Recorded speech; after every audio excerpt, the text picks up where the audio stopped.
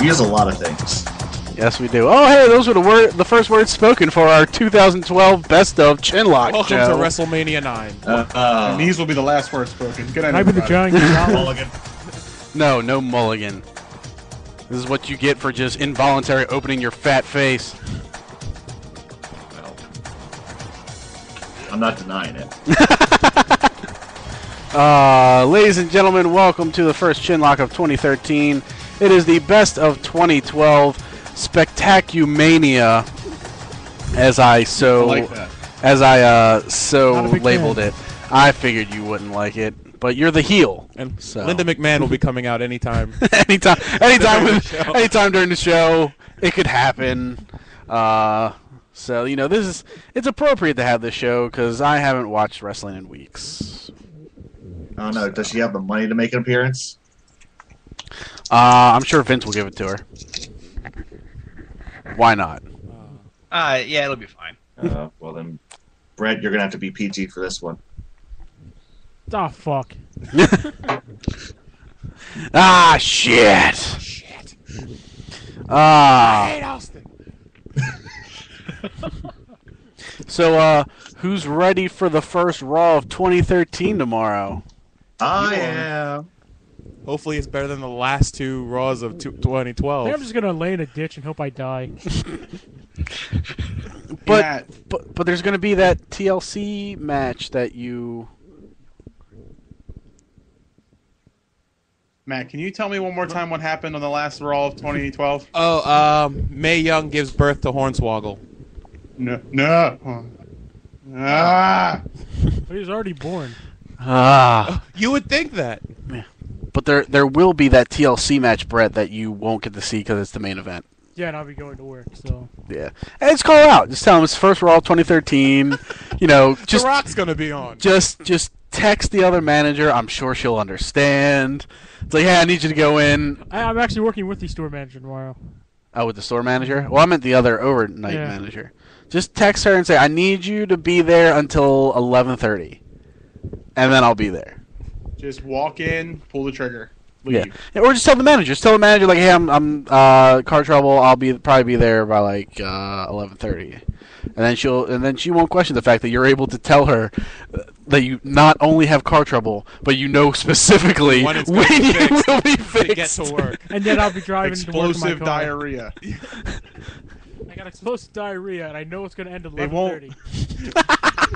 I'm having car trouble due to my explosive diarrhea. That will end at 11:30 on the dot. Or if the overrun doesn't go into like CSI. Then you shake your phone like an earthquake and you say no, not again, and you hang up. All of that could work. Not All of it at the same time. Not a flaw in that plan. Not a one. Or just call and say, I can't find my pants. As soon as I find them, I'll be in. At 11:30, I probably will find them. Yep. I'm giving myself till 11:30, so I'm going to be there by 11:30, either in pants or not. Yeah. Now, is that earthquake with typhoon? Shut up! Goddamn mouth! That's tugboat. It's the Shockmaster. Can I go home? No, you can't. Nope. You're here. You're stuck.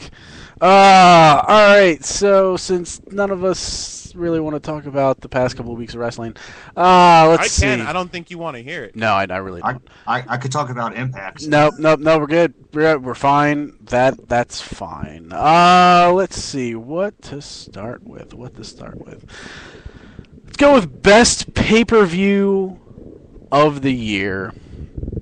Our nominees for best pay-per-view were Destination X, WrestleMania 29, WWE Extreme Rules. What? WrestleMania 29. I meant 28, didn't I? Yeah. Yeah. Wow. I voted for it. At least you did. I meant 28.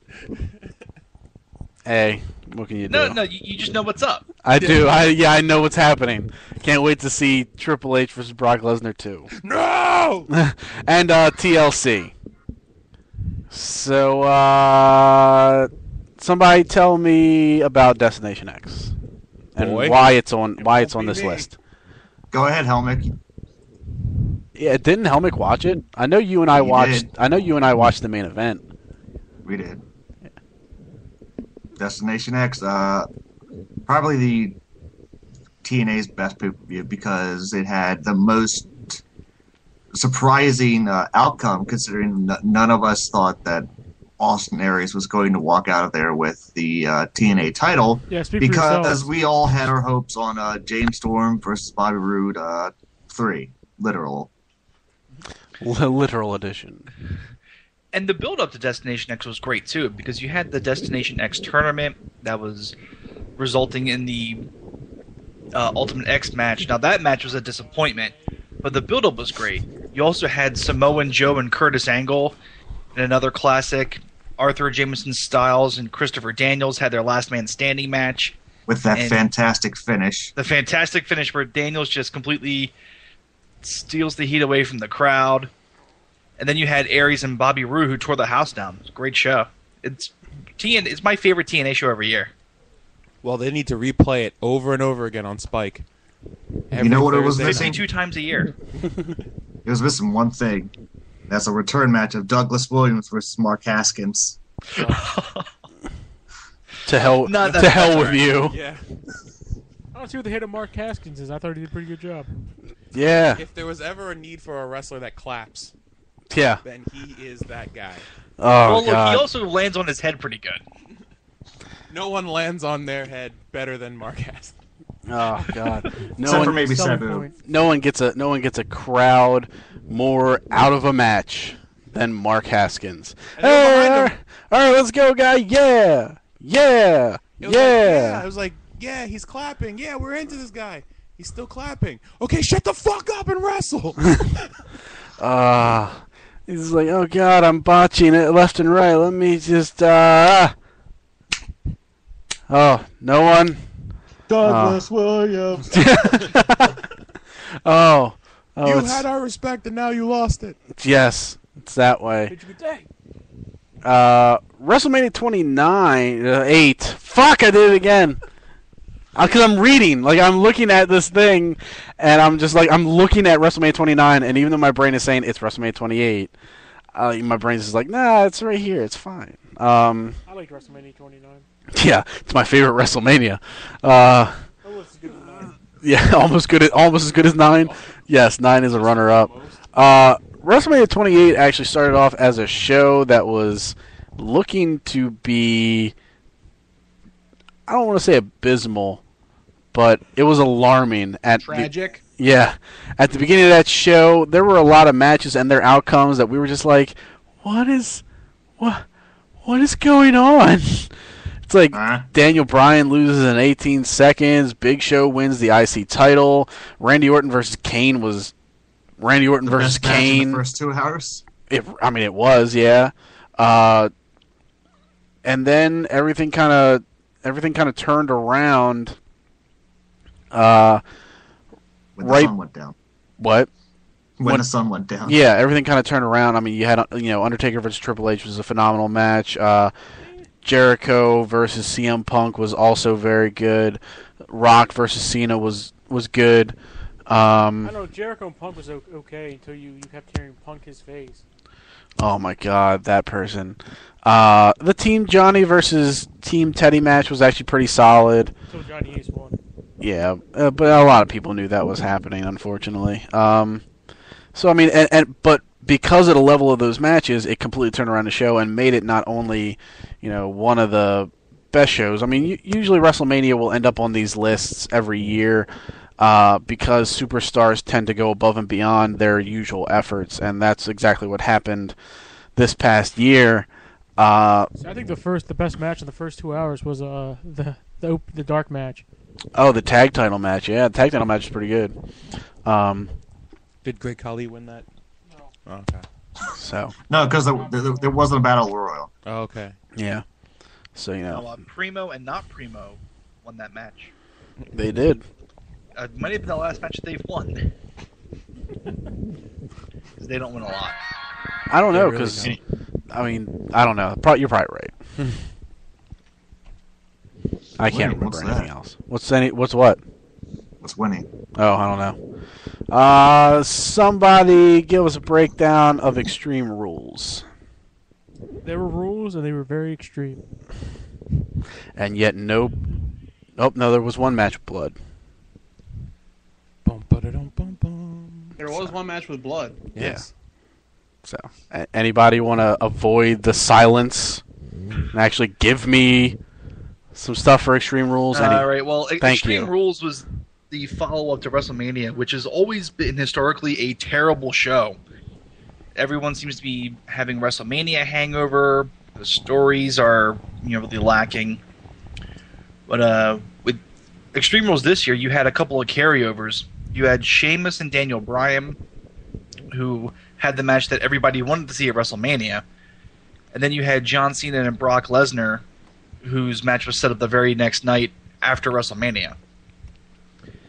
And then you also had the Charlemagne, Masters and Punk, and Chris Jericho feud coming to a conclusion, as well as the feud between Layla and the hot Nikki Bella. Oh, That's what I bought the pay-per-view for. match of the night. Match of the millennium. And Ryback also defeated Aaron Relic and Jay Hatton. Well, they probably had it coming. Well, thank God for that. Oh man. Yeah, well, Don't forget Brodus Clay versus Dolph Ziggler. it's only because WWE couldn't afford to pay Brock Lesnar and Stan Stansky to come in for Extreme Rules. Only got budget for one. Yeah. We really need Stan Stansky, but we gotta have Brock Lesnar. No. Stan Stansky is over in TNA. He's a member of Aces and Eights. His name's Bill Bilski. You remind me of someone. Oh, God. TLC. Good. I think TLC can be summed up with the one match of the Shield versus Team Hell No Back. Team No Back. All right. Hell No Back. And what about that match? It was, well, obviously it was good enough to be match of the year candidate. Yep. It was the best pay-per-view match of the night. That's all I can say. Mainly because I think a lot of people thought the Shield was going to lose. At least I thought the Shield was going to lose because I was like, it's Ryback.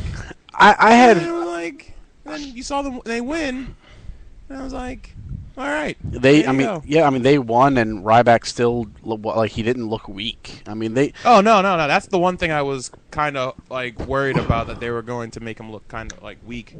Yeah, because that's the concern. You go into a match like that, and it's like, well, if Shield goes in as this hot new group and just gets smashed by these three guys, completely kills all their momentum.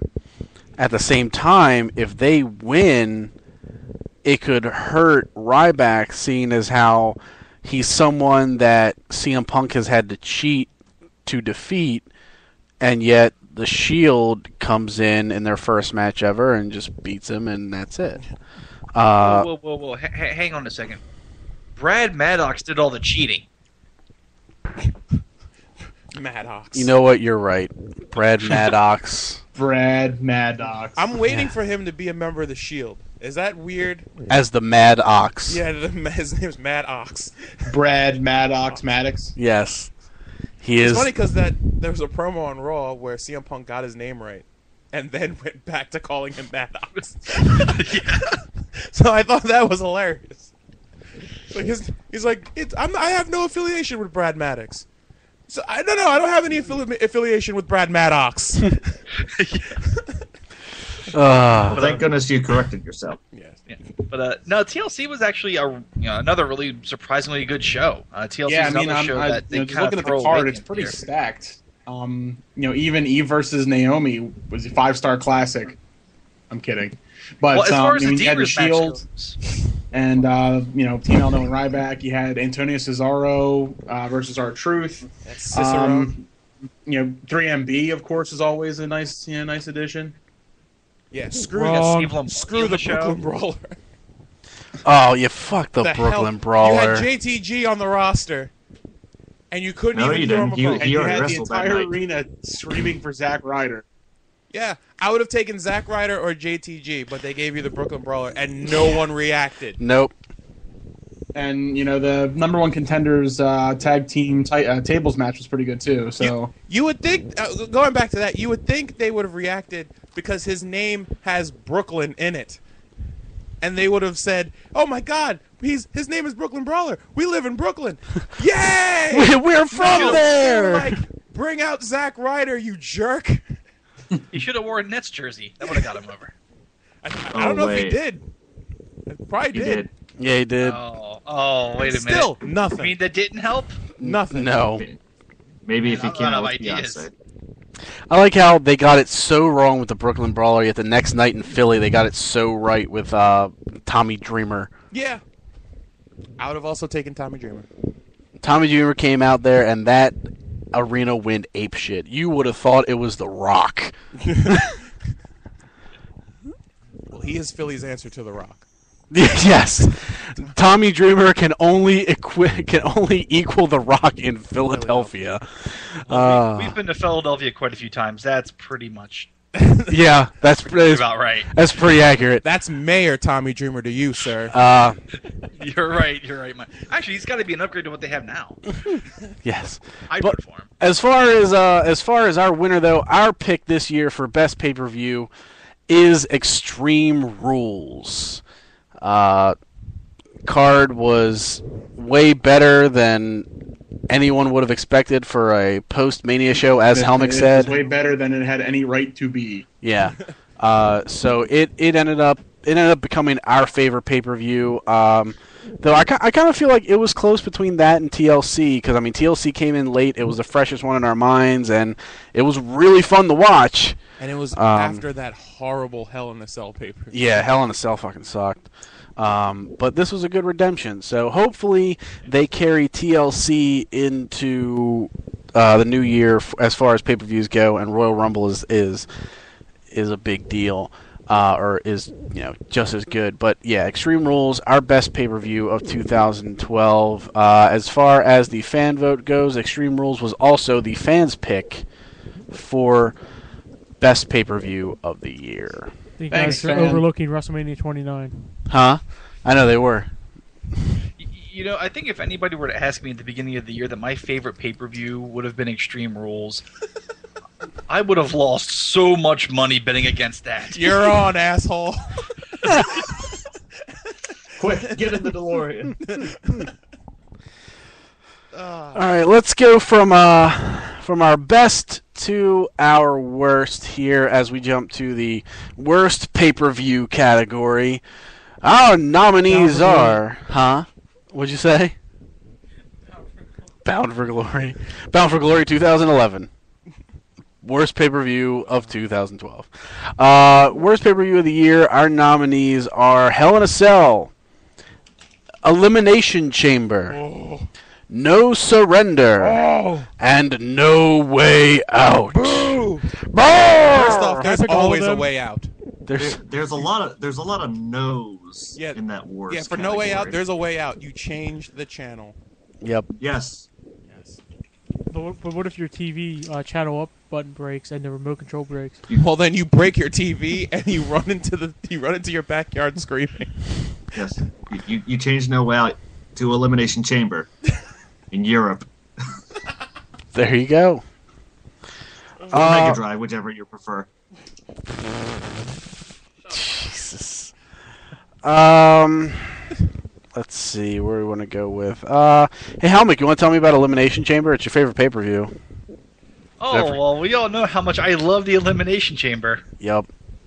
5 out of 5. Yeah, it's me convinced. You know what? Then let's take it out of this category and let's revote best pay-per-view of the year. We should have great pay-per-view and then greatest pay-per-view. You guys. Well, Hunico was relegated to the dark match on the show, wrestling Alex Riley. Beth Phoenix and Tamina probably blew off the biggest Divas feud of the year. It was actually built around a wrestling match. Mm-hmm. I know it's kind of shocking that It is. And Jimmy Snuka. that they tried to build to Divers up as wrestlers. The show opens up with Charlemagne Masterson Punk beating The Miz, Chris Jericho, Kobe Johnston, Dolph Ziggler, and Rudolph Truth, in which was probably the best match of the night, wrestling-wise. Mm-hmm. And then you had Daniel Bryan defeating Santino Marella, Wade Barrett, Kota Rhodes, The Big Show, and The Great Khali in the SmackDown match, which they were teasing Santino winning the title from Daniel Bryan. And this crowd was so pissed off, they were all about it. Hey, that was the most over Santino Marella was for the rest of the year. That's the most over he will ever be. Yeah, I mean, at this point, the crowd was hating Daniel Bryan so much, and they were really doing. Those guys actually did a really good job of telling the story of Daniel Bryan, playing around and bullying Santino, and then Santino got a few shots in. So of course you follow it up with the 5-star classic of Jack Swagger and Justin Gabriel. Yeah. Don't forget, he was with Hornswoggle. He was with Hornswoggle. Oh, But Helmick, I think you're avoiding the match you really want to talk about. Oh, the match I really want to talk about? The match you really want to talk about. Oh, you wouldn't be talking about the ambulance match, would you? I believe you mean ambulance. No, I wasn't. Amber lamps. The Amber Lamps. Match? Oh. Amber Lamps.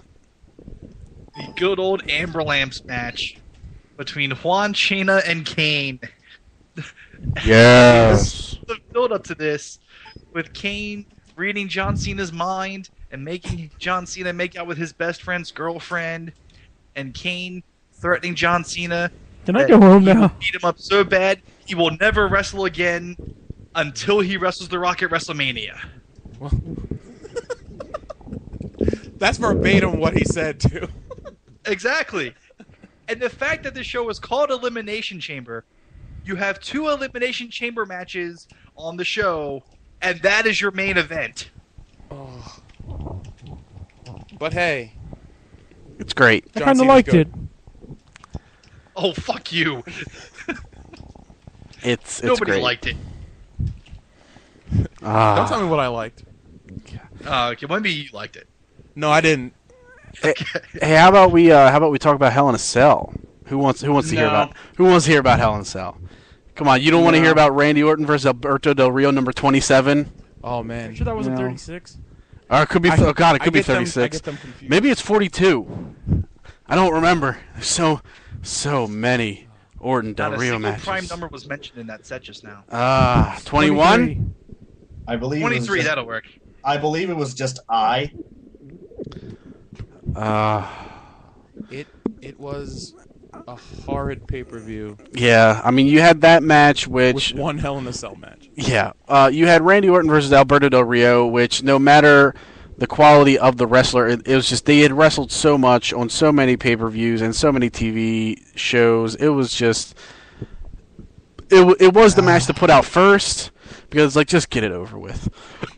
We're done. Why do you Because- hate me? And because Randy Orton wins them all, I mean, it was a part of that horrible cycle where Alberto Del Rio wrestles Randy Orton. He loses. He goes to Raw. He beats Zack Ryder. He goes to Randy Orton. He loses. He goes to Raw. He beats Santino. He goes to Randy Orton. He loses. He goes to Raw. He beats Zack Ryder. And it just Wait, didn't he beat Yoshitatsu once? I don't know what you're talking about. that could be a possibility. Is that on NXT? I don't know what channel that comes on. Who knows? The same channel as Explosion. You had a decent tag team match in Team Rhodes Scholars versus Team Hell No, but it ended in a disqualification. I mean, it was kind of expected. It was supposed to be the first in a series of matches that I'm sure was supposed to end with Team Rhodes Scholars getting the tag belts, but shit happens. Cody Rhodes got hurt. Now they're back, and I don't know. It seems like it seems like now they put those two back together. Only now they're planting the seeds to break them apart. So I don't know what's going on there as far as current WWE television. Kofi Kingston defeated The Miz to retain the Intercontinental Championship in an okay match. I mean, those guys had a good short feud. I think that feud was the perfect length to get Miz out of the mid-card title picture and to give Kofi Kingston his crown back as king of the mid-cards. Antonio Cesaro took on Justin Gabriel in a decent match before. In Antonio Cesaro, what freakish strongman thing can he do next? Yeah. I mean, it was a quick 7-minute match, so it really wasn't anything to showcase Antonio Cesaro. Rey Mysterio and Sin Cara versus the Primetime Players was just like all their matches on SmackDown. The one crowning achievement and the longest match of the night, the Big Show versus Sheamus in a one-on-one match, which was phenomenal. Yes. The Unexpected. longest match of the night at 20 minutes did not close the show. Oh no. Because they had to follow that up with Eve Torres beating Layla and Caitlyn in, No one gives a shit, man. yeah, in a, hey, I believe you mean bathroom break. yeah, in a let's get everybody into the pisser before the Hell in a Cell match happens, which was CM Punk versus Ryback in a let's play this safe match because they don't want to hurt Punk's image as he's going to be elevated to face The Rock, but they don't want to make Ryback look weak because he's Vince McMahon's latest pet project. So what do? You have some schmuck referee punch him in the balls and then help pin him. And I mean, in a match that, like, the quality of the Hell in a Cell match for a main event was something about worthy of an hour one Raw main event. Yeah. It was 13 minutes long. Jesus Christ.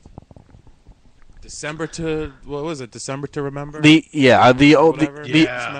It was shades of that fucking paper. The only good part about it was they actually got Brett fell asleep. I did not fall asleep. I've heard everything. I know. Trust me, I'd be snoring if I fell asleep. Oh, I know. He literally his brain just shut down from hearing about him. Yes. Like the only good part about He literally heard gears stop and just whistles blowing, and all his brain cells went home for vacation. yeah. Fuck it, I'm not listening to this. The only good part about that Hell in a Cell match was the shell shock, or whatever the hell he calls his move, on the top of the cell. I think it was the Alberto Del Rio versus Randy Orton part that really did it. It's just like, It was bad. yeah. So it was just terrible. I mean, it was a pay-per-view with a bunch of mediocre matches. One match people were tired of seeing.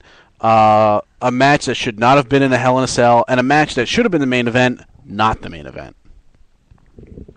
Yeah. So what you're saying? It was a disheveled mess.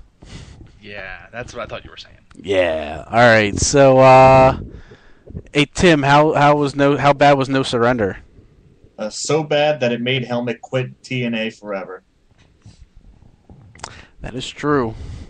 At least in the future. How many people surrendered? Where there are robots. Oh, Helmet I surrendered, surrendered, obviously. So Helmet- that's one.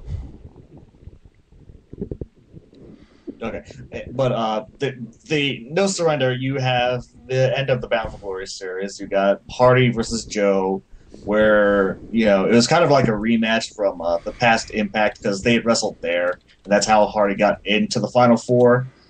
But during the course of the night, you had an Aces and Eights attack, and they quote unquote injured Hardy, and then you have what I think was one of TNA's best backstage promos done by Bully Ray for the entire year. And then Bully Ray beat James Storm, obviously. So it was Hardy and Bully Ray for the finals at the end of the match. Before we even get to that, Miss Taskmaster had to face Tara because the teacher had to earn the diploma. Oh my God. Oh. She's an undefined knockout champion. Fucking Brooke Hogan. You don't have to worry about her for a little while. For like a week. Well, I don't have to worry about her at all. But you have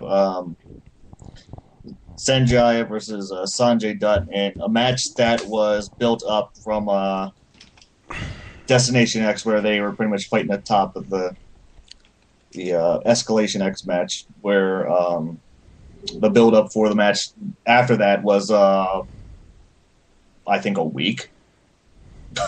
Sounds about right. So Well, did they give it a full week, or did they book it the Impact before the pay-per-view? I think it was a week. Because I remember seeing Sanjay Dutt on TV. Well, you can't forget Bob Van Tam versus Magnus. But I did forget about Bob Van Tam versus Magnus because Very it had easy. no business being on the show. I forgot about it too. It's all right.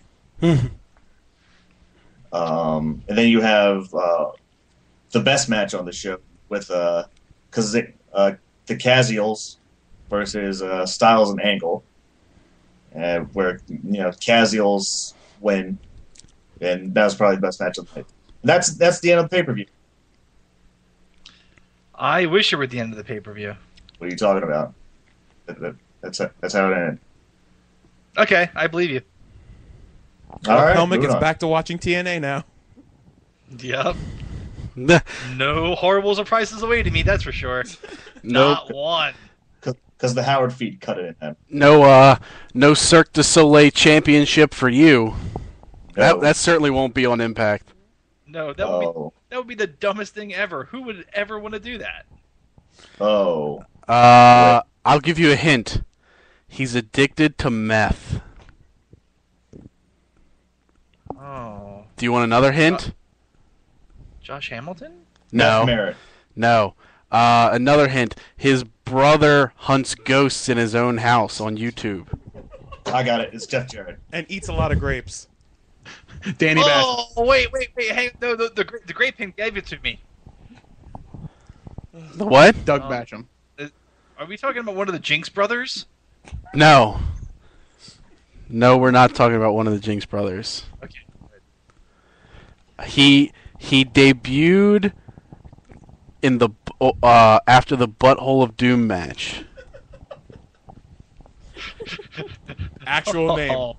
I wish it was one of the Jinx brothers. And he overshadowed Hernandez's, or not Hernandez, Homicide's right. inability to climb into the butthole. It's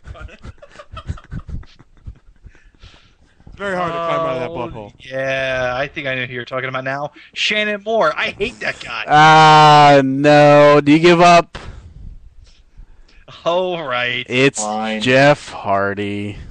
Oh, nobody would give him the title. That would be fucking stupid. Yeah, wouldn't it? I know. Because, I mean, what kind of company would reward a man that embarrassed the entire place by going out and trying to wrestle high off his ass?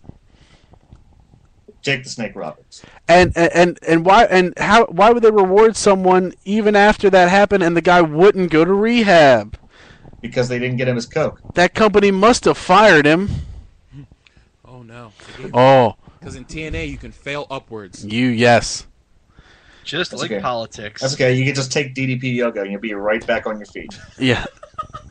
Hey, well, that's Jake Roberts. Jake Roberts is doing it, and doing it well. Supposedly. I haven't watched any of it. I don't watch it. I just read about it. So, but let's go to No Way Out real quick. Where the best part of No Way Out was the poster. And Sure was. if you need reminding, there you go, Matt. Oh, That's your yes. reminder. See, Brett, that's the reminder right there. I know. there you Brian, go. are you saying the best part of that pay-per-view wasn't the Triple H promo? No, there Where was he challenged Brock Lesnar to a match? no. That wasn't good. The John Cena versus. Whoa. It was acceptable. Are you saying the random match of Sin Cara versus Hunico wasn't excellent? No. It was 5 minutes long. How about John Cena defeating Big Show, where if Big Show loses, John Laurinaitis gets fired, and where John Cena, if he loses, he's not going to lose, because the stipulation was him being fired. And we all know what happens when John Cena gets fired. He shows up to work anyway. He just keeps showing up. What do you want me to do, boss? You're fired. We doesn't fired know you how to last leave. week.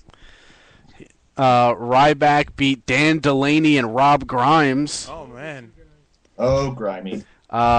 CM Punk had the best match of the night, defeating Kane and Daniel Bryan. Layla and Beth Phoenix in a Who Gives a Shit. Primetime players taking on Primo and Epico, the Usos, and Tyson Kidd and Justin Gabriel in a fatal 4-way tag match that was a whole 9 minutes long. They couldn't even give them 10 minutes. They couldn't even give them 10 minutes. Why would you do that? Those guys aren't over. Yeah. It's only a 3-hour show. Then Not enough time.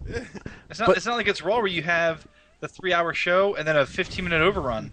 And then let's go with that 15-star classic of the Santino versus Ricardo Iron Man tuxedo match. Yep. And by That's Iron when I clock out. by See you guys later. By Iron Man, I mean 4.5 minutes long.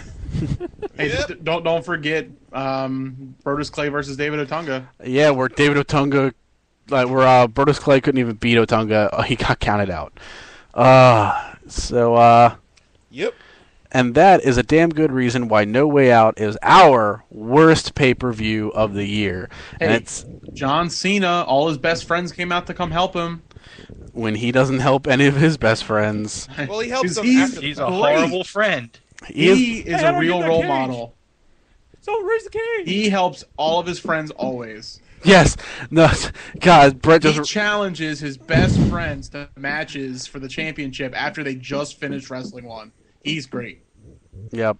And Brett just reminded me of the one thing where Lawler was getting his ass beat by CM Punk in the cage. Instead of and climbing the cage. Instead of climbing the cage, instead of opening the door, he's just yelling for someone to raise the cage.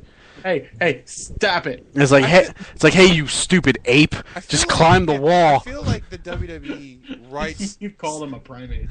I feel like the WWE writes him as a legitimate scumbag, but the fans didn't catch are not catching on, so they still kind of cheer him. Yeah. It's like, no, he's a dick. I mean, He could have just climbed the cage. in that instance, he should have just ran down to the ring and then started throwing his fists against the cage and then against his chest and then against the ground as he hops, doing that. Ooh, ooh. Also, loyalty and respect. And I see then, him come down the ring like that. yeah, just charge down the ring like an He ape. runs like a retard to the ring. I hate his entrance. He looks at the screen. He looks at the camera and goes and says something stupid, Yeah. and then runs towards the ring. You ever seen John Rocker run to the mound? Yes! Yes. That's exactly how Cena runs to the ring. God, it's Is that during all the racial slurs? I don't care. It was just it's just stupid John Cena. And No Way Out was also the fans' choice of worst pay-per-view of the year. Uh, The ones who can't wrestle always run to the ring. like the Ultimate Warrior? Yes. What about Paul London? Paul London ran in the ring. Yeah. Well. Yeah, but he also had a beard that made him look like the dad from Family Ties. No, his beard made him look like Dave Grohl. That's why anytime Vince McMahon walks around the backstage area looking confused, he goes, "Where's Dave Grohl? Where's Mr. Grohl? I need a Paul theme for London, WrestleMania. he's such a monkey wrench. You youngins may know who that is, but I'm speaking to the older demographic. What with your reference for the beard? Sure. All right. Breakout star of the year: Antonio Cesaro, Damian Sandow, Ryback, Daniel Bryan. Ribbick. Yes. Oh, they're all good. They are. I don't know which one I would pick. All of them. Don't. No, I I was did pick one. gonna say don't like any of them, Brett. Not a one. Especially Daniel Bryan. Especially Daniel That Bryan. vegetarian fuck. No. He's Doesn't he's he wondering where Brodus Clay is on He that. also- He's not anymore. He also doesn't own a TV, so how can he watch himself? How What can a he? nerd. How can he know what's going on? He reads books. What a faggot. They're probably all goosebumps. Hey, the only way No that sperms. the only way that I experience my life is after I watch it through a TV. You go out about your day, and then you're just like, well, what did I do today? You turn on the TV, turn on the Brett channel. It's a replay of the past 8 He hours. can't watch himself on Raw as he's wrestling on Raw, even though there's countless TVs in the backstage area that he can just walk by and go, "Oh, that's me. All right, well, I did. That was cool. I'm gonna go home now and eat some tofu." Bang a Bellas win. Yeah. Yes, and then get one up by John Cena. Because John Cena in real life can't let Daniel Bryan get over. Yeah, I mean, you got four amazing guys. I mean, you got Antonio Cesaro, who has just been a ridiculous physical specimen inside the ring, just pulling outside, just pulling off shit that just looks ridiculous. If the guy isn't over, I'm confused. WWE will force you to like this guy by having him just. It hasn't worked with Del Rio yet. Yeah, well, Cesaro's way better in the ring than Del Rio. Del Rio's Mexican. Damian Sandow has legit gotten himself over with his gimmick. The Mark. Just hand the man a microphone. Yes, the Mark crowds love the shit out of him. Every other town hates the hell out of him. As they should. He cuts great promos. He knows exactly how to get reactions from people. Hate him. They hate him because he's smart. Yeah. And he's telling you people, hey, stop doing dumb shit. Exactly. And they're like, oh, I don't like doing dumb shit. And Cena. Baba Booey. But see, in the world of pro wrestling, it would make sense that he's the guy that you hate. Yeah. The one with the book smarts. You have to hate that guy. And he's good in the ring. And he does amazing cartwheels. Yes. Just like it was, you were supposed to cheer Jerry Lawler when he was being racially insensitive about Jinder Mahal. And Michael Cole, who was the heel, was the one who was trying to educate the fans about the culture. Don't get me started on I don't Jerry need no Lawler. stinking education. And then you got, you got Ryback. Ryback there, I mean, basically started off as somebody that was to be... Yip, what it do? Yeah, he was Skip Sheffield. He got injured, and then he came back... Fed meathead. He came back as a beast of an athlete, a dude that, I mean, even though he gets Goldberg chants, they're completely unwarranted. I mean, the guy is squashed really quick though. Yeah. As of late. Yeah, I mean, the guy is out there doing shit that Goldberg never did. He's actually Like going to pick up Albert. Yeah. Exactly. Hey, but he got. He's really good at that. But he got it a couple weeks later. Yeah. He even yelled that he got it, which I thought was hilarious. It's not as bad as what Brodus Clay did to Albert on No, Series. Oh my God, no!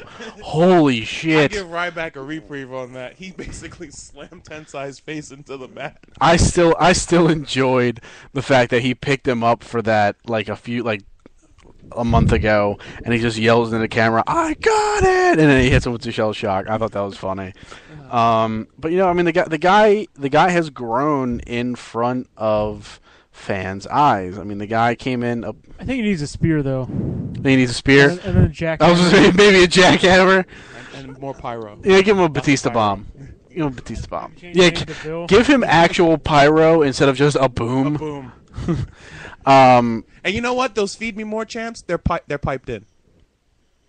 who said They're that? piped. I'm just going on record Oh. saying that. They're piped in. But I mean, you Goldberg. you just look at the matches that he's had. Like Hell in a Cell was awful, but you go from there to TLC, and you've seen the guy has gotten better in that main event spot.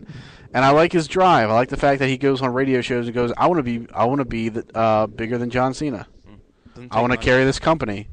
I want to be seen as the main guy of the company. And you know what? More power To to be him. bigger than John Cena does take a lot, but to be better than him does not. Yeah. He's already better than John Cena. He's 1,000 times better in the ring than John Cena. Yeah, He but doesn't run to the ring like John Rocker. yeah, but with all that for him, for Sandow, for Daniel Bryan, our pick for breakout star of the year, breakout wrestler, is Antonio Cesaro. It wasn't my pick, but What was your pick? Daniel Bryan. See, my thing was even I can see the argument for him being nominated. I mean, he literally exploded after losing the belt at Mania, and has become a big guy. I always regard breakout star as like a guy that just debuted in that year and just skyrocketed, in my opinion.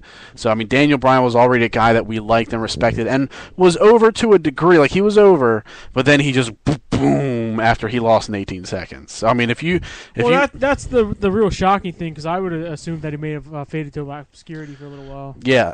But instead, he just blew up. And the thing was, I think that may have been the initial plan, or at least maybe they were not caring so much about that, but that Miami crowd was really what made him what he is now. Yeah, that Miami crowd is everything, every reason.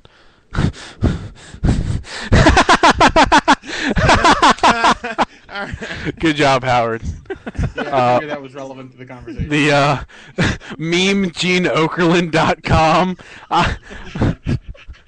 I like that. Since people can't see pictures on podcasts, Howard sent everybody a picture of a crying Triple H, as at the top of the picture it says, "I booked Sheamus to bury Daniel Bryan," and at the bottom it says, "Daniel Bryan still got over." Scumbag Daniel Bryan. Yes. Lost belt in 18 seconds, still got over.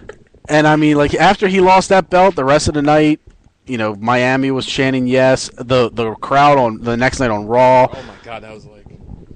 I mean, the fans were basically refusing to let Daniel Bryan go away, and the WWE had to accept it. And now he's out there, and he's a part of. He's one of the main reasons for reinvigorating the tag team division. And I just kind of feel like once they break those two up, Kane and Daniel Bryan, it's going to be a big year for him when he's back in the singles competition. I still would love to see, and I know it will never happen, but I would still love to see if they would close out a WrestleMania one year with a CM Punk Daniel Bryan Iron Man match. I think the internet would explode if that were to ever happen. Hour long, because they're the only two on that roster right now, off the top of my head, that I can say are legitimately equipped right now to go out and wrestle for an hour against each other. But you'll get John Cena and Randy Orton. No, you get John Cena and Big Show. John Cena, Big Show, Iron Man match where the score is 52-74. Yep. Because they know how to do it. With 30 minutes left on the clock. Yeah. And Antonio Cesaro also dominatingly won the Breakout Wrestler poll on digitaldailyfix.com. So, all right, so we've done both pay-per-views, Breakout Star. Let's go to Most Improved Wrestler of the Year. Our nominees are Kane, Heath Slater, Sin Cara, and Joseph Park. Hooray! Yeah. I'd actually give my vote to Kane. Yeah, same here. Oh, yeah. Like, Because I don't know You're who this all Joseph fools. Park actor is. What? We were all fools? you're all fools. That's why I'm also picking Kane. That's why you're also voting for Kane. I mean, yeah, Joseph Park was on there. I mean, we gave him his due. He went from being a guy that was just annoying as hell to now he's actually, he's a decent Yeah, character. but he's still fat. He is still fat. Can he hit a black hole slam? I don't know. Because now it has to be equal to or greater than Wade Barrett. And I think Wade Yeah. Barrett's got to show him how to do it. Yeah, Wade Barrett's got the one up on that. The winds of change, I believe is what he calls it. Sin Cara is on here for not making the botch. No, make the botch. Stop making the botch. Yeah, he's stopped making the botch, and he's become a decent wrestler for them. Unfortunately, getting over is a different thing, but I figured the guy deserves some credit for coming back from an injury and just being safer in the ring. So no botches. And he'll make all this money when they tour Mexico anyway, so Yeah. that's fine. He's Slater on here for, I would probably say, when he started feuding with the Legends. Yeah, I was about to say, going out every night to get his ass kicked by a legend. That was, for a while, that was always the most entertaining part of Raw. Yeah. When he would come out and get a different legend. I'm not going to lie, when he came out and got his ass whooped by Vader, I was so happy to see Vader. And see Vader in a condition where he didn't fall when getting out of the ring. I was just thinking, I was hey, a big fat piece of shit. where'd that big fat piece of shit come from? You should be falling down more. And obviously Kane started off the year in one of our most hated feuds and angles. I'm here to blame John Cena now. It's all John Cena. And then once he got away from John Cena, everything went up for Kane. John Cena is kryptonite. An awesome feud with Daniel Bryan and CM Punk, and then a feud with Daniel Bryan, which now has turned into teaming up with Daniel Bryan. And anytime those two are given a mic, they're the funniest thing on Raw. Intentionally or unintentionally. They were the funniest thing on the Slammies. When Daniel Bryan and Kane did not win for funniest moment of the year, and it was given to The Rock, and Daniel Bryan just comes out, starts yelling no. I was disappointed when I read that. I mean, don't get me wrong, that part with The Rock, that was funny. But I mean, those skits they had in Anger Management were funny every week. Consistently. It was 3 to 4 weeks of hilarious content. And then Harold got himself fired. Stupid Harold. But it's funny because there are people that don't watch wrestling that watch those bits and thought it was hilarious. Started watching Raw because of those bits. Yeah. Yeah. Those segments were almost as funny as the show Anger Management.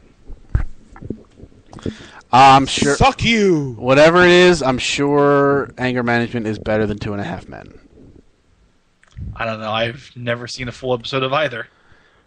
2.5 Men. 2.5 Men wasn't good with Charlie Sheen. It's abysmal with Ashton Kutcher. I work on 2.5 Men.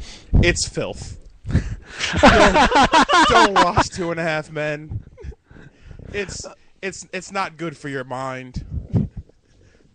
Is Jay-Z also the devil? Yeah. Jay-Z was behind 9/11 apparently. Yeah. According to the guy that Knowledge. What? That was common knowledge, wasn't it? I thought so. So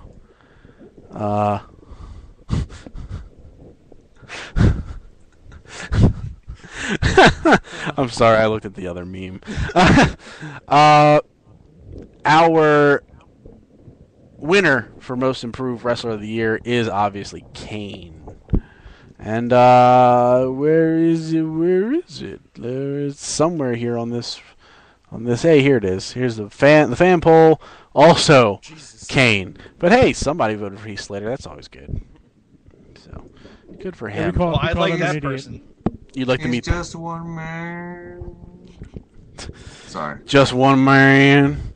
All right, let's go with feud of the year. Our nominees are Bobby Roode versus James Storm, CM Punk versus Daniel Bryan, Sheamus versus Big Show, and The Rock versus John Cena. And I say we open this up. I am going to ask Howard if he could please give us a background on the Rock versus John Cena feud and why it's a nominee on our I thought we list. do the James Storm and Bobby Roode. We'll get there.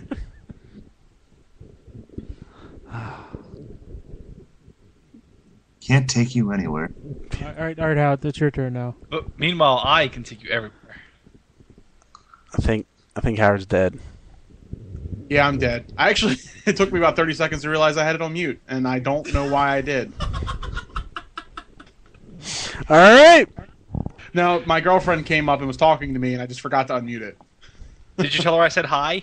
I did, actually. Oh, Honestly, good. I did. Great, thanks. I try to say that whenever you're involved in anything. He's lying to you, Helmick. I'm not Well, lying. you know I what? can call her right now and ask her. You know, Howard doesn't lie. Howard's a good guy.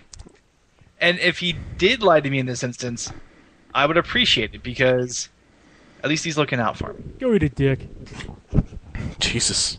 But I already had dinner. But anyway, I told Tim that I could talk about James Storm and Bobby Roode.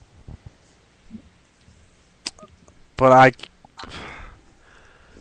Go ahead. Well, what I said was they're two guys and they didn't like each other and they had hissy fits.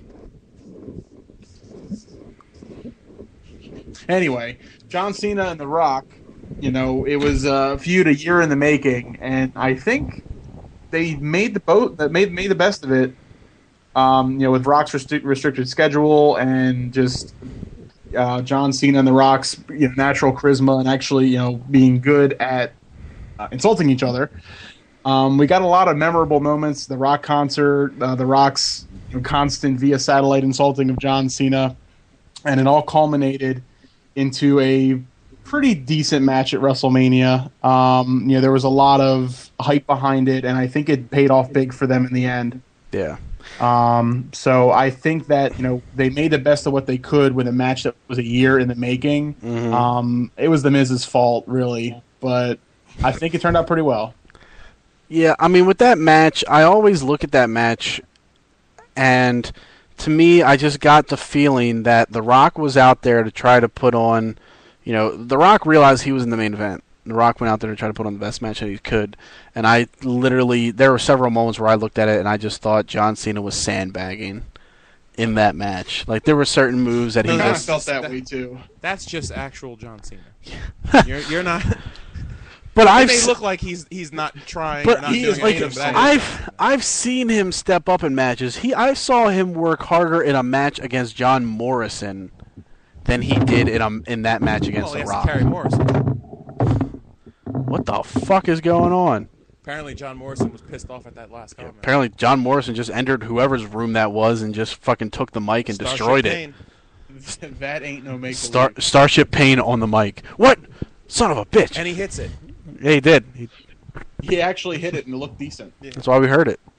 No, that was you hearing his body sliding past because he. He actually snapped his neck doing it, landing on his head. He's dead now. Yeah. Let's see. Hey, Brett, you want to tell me about CM Punk versus Daniel Bryan? I would if my memory was working. Hey, Matt, you want to tell me about CM Punk versus Daniel Bryan? It's a match the internet wanted, and they got it for 2 to 3 consecutive pay-per-views, which means the WWE actually pays attention to their fans. Sometimes. Yeah, sometimes. Mm. Well, it basically started with, Daniel Bryan riding the wave after WrestleMania, and then all of a sudden, as soon as he loses the world title, he then gets a match where he then gets a WWE title shot. And their first match at Over the Limit, actually, we ordered Over the Limit? That was the first time I've ever ordered a B show. A B show like that, and was surprised at how good the pay-per-view was. So they put on really consistent matches. Then you had AJ involved in it, which, was okay for a while. Yeah. Until it spawned off to whatever it is now. Until it got to the marriage angle. Yeah. Ugh. But they put on really good matches. I do like the fact that the WWE actually went back and they did a couple articles on them, going back to say that these guys actually wrestled for Ring of Honor and never wrestled independently against each other. Mm-hmm. So basically in WWE, this is the first time they're going to wrestle against each other, and you got it. And then you also saw a couple matches where they had when they were world heavyweight, when Daniel Bryan was world heavyweight champion and CM Punk was WWE champion, and they had their champion versus champion matches on Raw and SmackDown, which all ended in draws. So I think WWE did a really good job of putting out this match and hyping these two guys up as being the best wrestlers in the company. And because I really thought they were going to make CM Punk basically bitch out Daniel Bryan the whole time, and they didn't. Oh, yeah. I think most of us would have thought the same thing. I really thought CM Punk was just going to beat him at every match, but then when they started ending in draws, and then they even tried to add a little controversy into their Over the Limit match and all that other stuff. So it was a good feud. It's probably because of CM Punk saying, no, we're not doing that. We're actually going to have matches out there. Yeah. And it was longer than 5 minutes, so that was also good. Yeah. But I think the real controversy came when Daniel Bryan was given a WWE title shot right after losing the World Heavyweight title. Exactly. I heard that John Cena and Randy Orton were furious. Because they had their unlimited title match card that they were going to turn in but Daniel Bryan beat them to it. Yeah. But what I really liked about this feud is that those guys wrestled several times over the course of about three to 4 months, but every single match that they had was different than the one before it. Yeah. Those guys never went out and had the same match twice, and the fans were reacting to that too. So I just think from top to bottom, as far as a pure wrestling feud goes, it was fantastic. Indeed. That's exactly what I was going to say. It's nice to see something kind of bleed over from another company, kind of too. Mm-hmm. The internet fans, of course, were blowing their collective loads all over the feud, but it was nice to see something like that you don't normally see in the WWE. Yeah, and I doubt it's the last time that these two will feud. Oh, let's hope not. So, Bobby Roode versus James Storm. I'll take the case. No, I got this. Hold on. Step back. Go ahead. I got nothing. I was hoping you had some BS prepared. Like Bobby Roode, he had long hair, but then he got short hair, and That pissed James Storm off, and you know what? I'm I'm gonna hit him with my beer bottle. But then James Storm, a cage door blew open, and he got really sad, so he went to go play cowboy with his son and milk some cows, and then his son said, "Pucker up, pussy, go back and wrestle." And then money. And then he obliterated Crimson. And then Okay, there was a butthole let of doom involved. me put in the corrections. Daughter, he went back to build a barn for the TNA Hall of Fame. That's it. He went to go build a shed. So, wait. So he's building a shed for Sting then. It's gonna be in Bob Carter's backyard.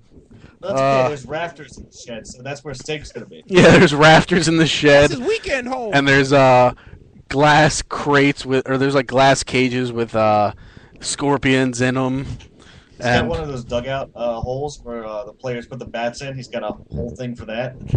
And to enter, you must have a flat top.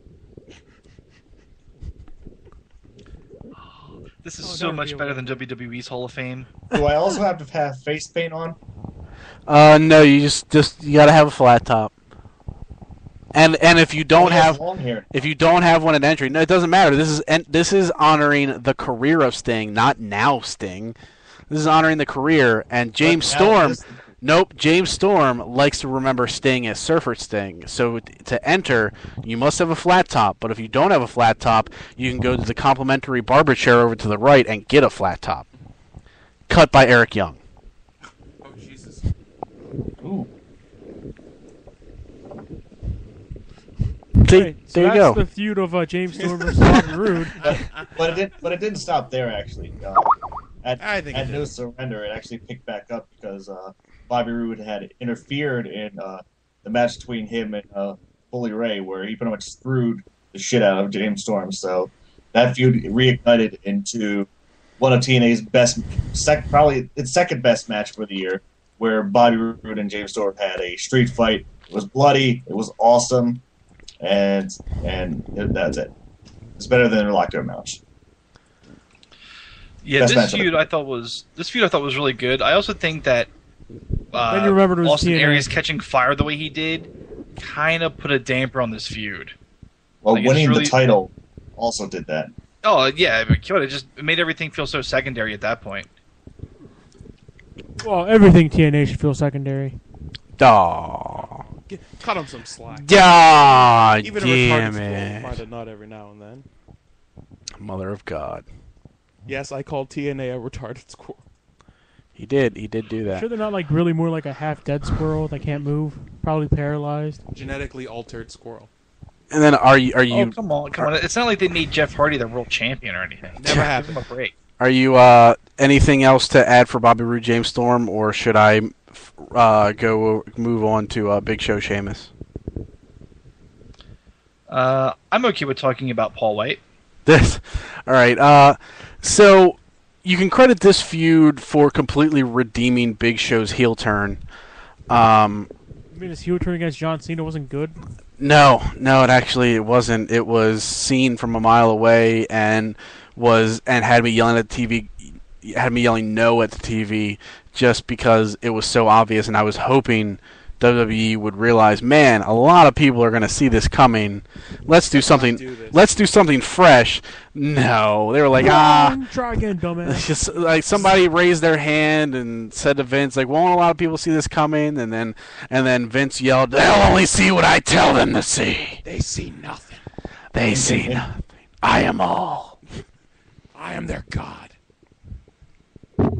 In fairness, it was a heel turn against the fans because Show would go on to remind us for the next month.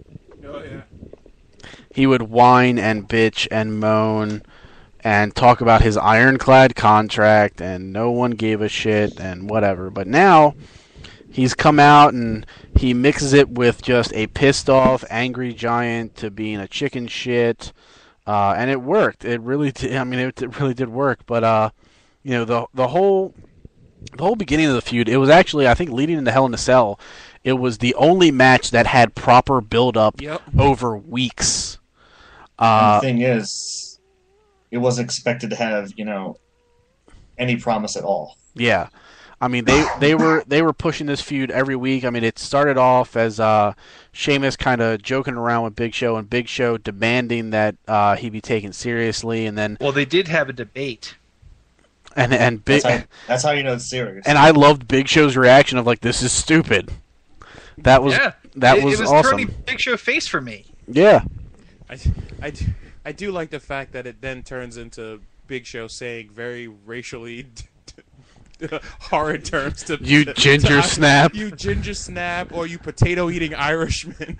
Yes, that was hilarious, and it provided the best match on Hell in a Cell's card, and I mean it was a genuinely exciting match.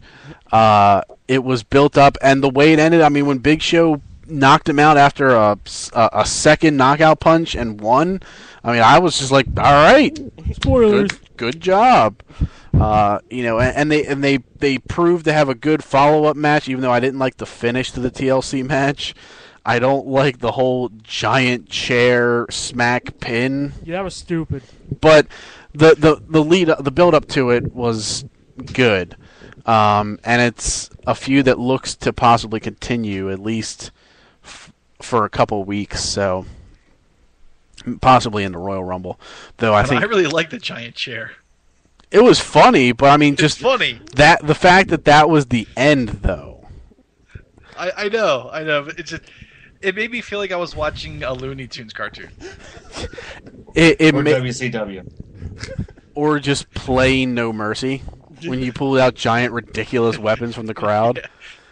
Like, I would have liked if, like, maybe he pulled it in, he hit Sheamus with it, threw it to the ground, and then chokeslammed Sheamus onto it.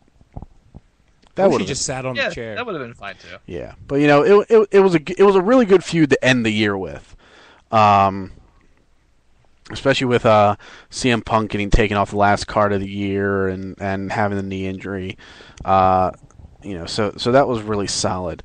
But despite that, despite the year build-up of Rock versus John Cena and the damning of the James Storm Bobby Roode feud because of that gap and the title changing hands and it kind of losing steam, our best feud of the year is CM Punk versus Daniel Bryan, because it's also probably just it provided some of the best wrestling of the entire year. No question about it. Feud of the year, as far as the fans go, also CM Punk versus Daniel Bryan. So I wanted to write in Alberto Del Rio and Randy Orton, but your computer told you to fuck off. Yeah. So maybe next year. All right. They'll probably wrestle 600 more times till then. Let's go with. Let's go with the Brodus Clay Award for the most underused wrestler of the year. Was Brodus Clay nominated for this award? Nope. Nope. This award is 2 years strong, and both years Brodus Clay was not nominated for his own award. So the streak continues. It's like Susan Lucci at the Emmys. Yes. The Brodus Clay, most underused wrestler of the year. Our nominees were Drew McIntyre, Justin Gabriel, Zack Ryder, and Robbie E. I don't know who that last one is. Yes, you do. I don't. He wrestles for Yes, he TNA, did. which means no one sees him. Oh. Then does Yes, he I really do. wrestle? No, not really. If a tree falls in the woods and nobody's there, does it really make a sound? Or does Yes, it he really goes, wrestle? ah! My knee! Ow, my fucking knee. You do. I mean, throughout the year, Drew McIntyre was a guy that was pushed as the next big thing of the WWE by Vince McMahon himself. He was the future of WWE, and then he just quickly disappeared. Now he's with 3MB, so he's kind of on TV, but because he's injured, he's still not featured. And he really is a guy that deserves more than what he's gotten, because he is good in the ring. He's not bad on the mic, so He's got that big fuzzy hat. he does have a big fuzzy hat, and he doesn't take it off in the shower. So it's always good. Hat gets clean with me. Yep. Justin Gabriel is a high flyer back all the way from NXT. Pretty popular I there. believe you mean ECW. Why do I mean ECW? Because he was on ECW. Yeah, but didn't he debut in the first season of NXT? But he debuted in ECW. But he was on the first episode of NXT. Yeah, that's where most people will remember him by. I'm sorry, elitist Mark, that I don't remember that he was on ECW. Anyway, Justin Gabriel started off as a high flyer, being mentored by Matt Hardy, and Great career choice. and so he kind of took off from there because he was the guy that did the 450 splash on NXT. Kind of faded away. He's been a guy that has worked well in the ring as a tag team wrestler with the Nexus, also with Tyson Kidd, who is another person that probably could have been on this here nomination list. He also had a good short feud with Antonio Cesaro. He always shows sparks of them possibly using him and then disappears. He's essentially just going to become the Evan Bourne of the WWE, since Evan Bourne is busy smoking fake weed and injuring his foot. Zack Ryder taken off TV because fuck you for getting yourself over. No one, Right. no, You piece of shit. no one's allowed to work hard in the WWE. You must be fed your opportunities. I gave you puffins, Oh, and you need to eat them. Yeah, only after you sniff enough of Vince McMahon's asshole and tell him that it smells like strawberries. Apparently, Zack Ryder said, "Oh, I think I smell raspberries," and The fuck did you just say?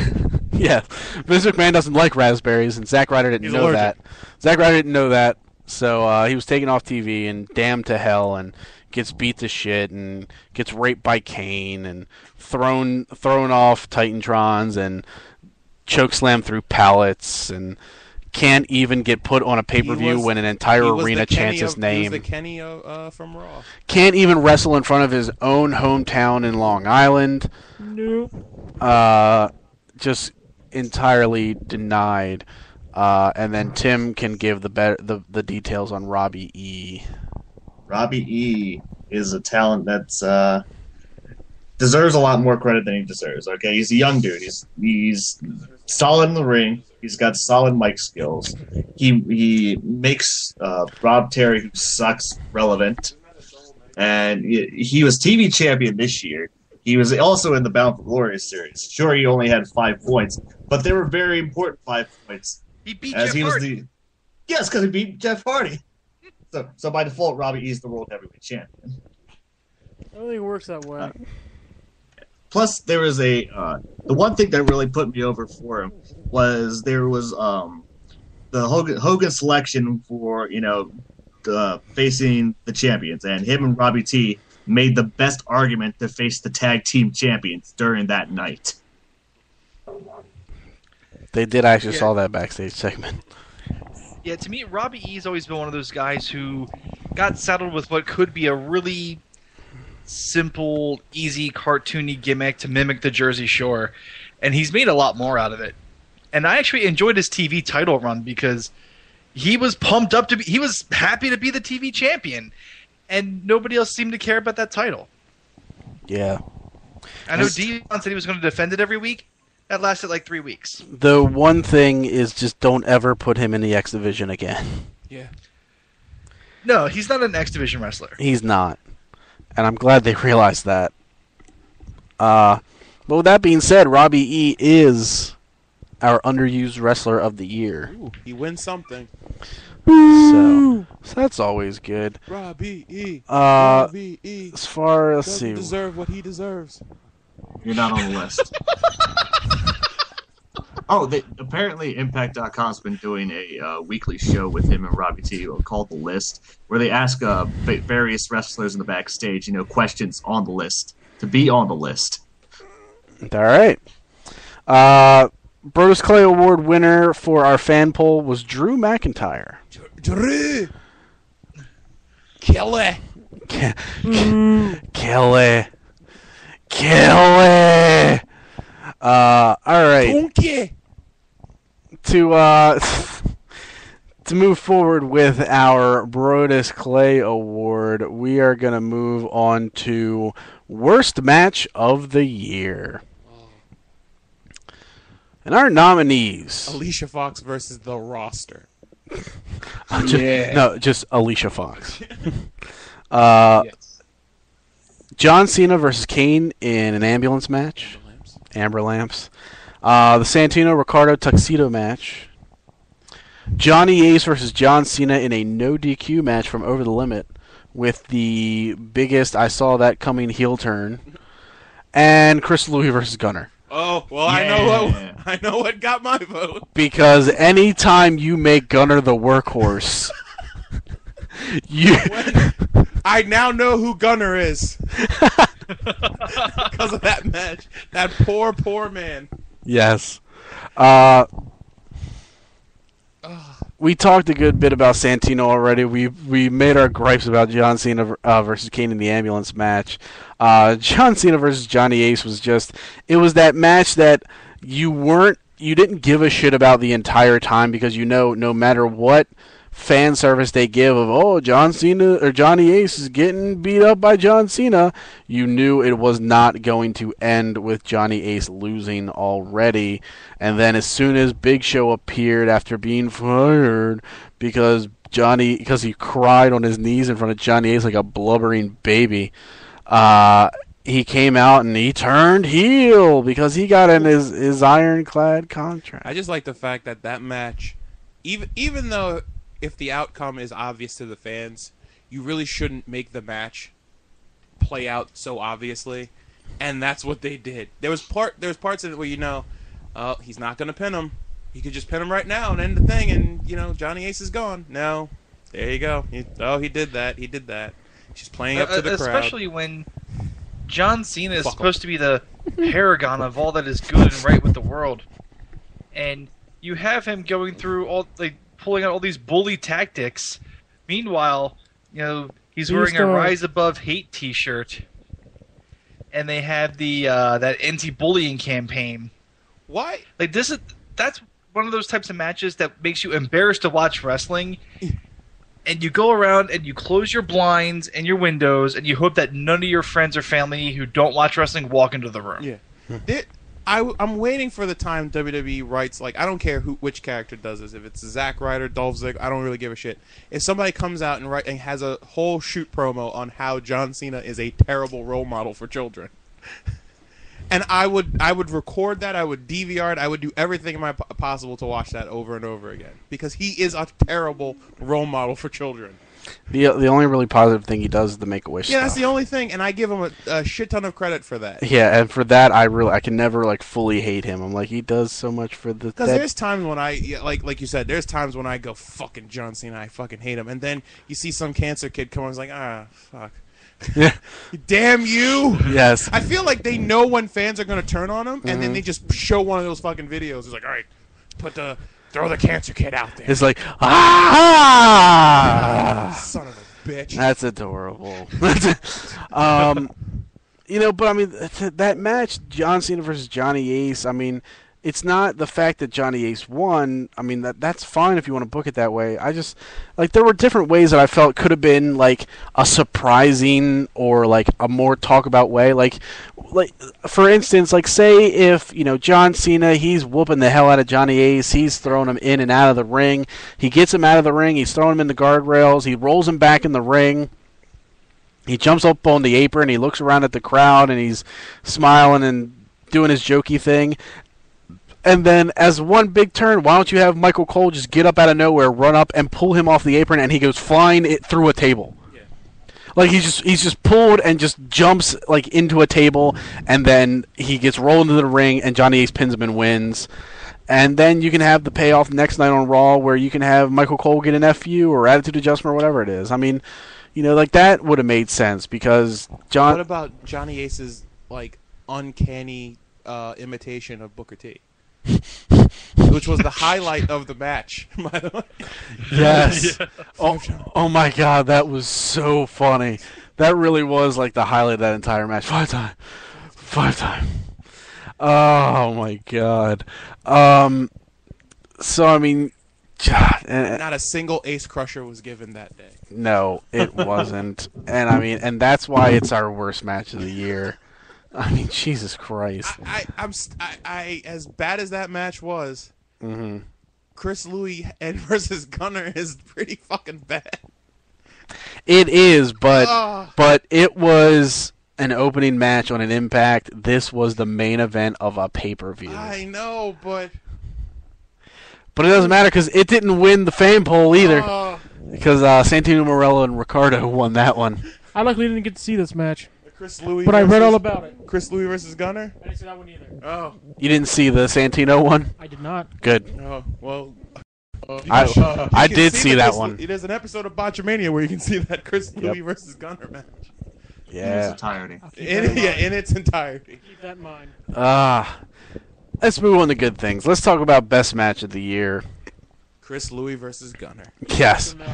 Winner. Where our nominees are Daniel Bryan versus Sheamus in a 2 out of 3 falls match, Bobby Roode versus Austin Aries from Destination X, The Shield versus Team Hell No and Ryback from TLC 2012, and The Undertaker versus Triple H with special guest referee Shawn Michaels, WrestleMania 28.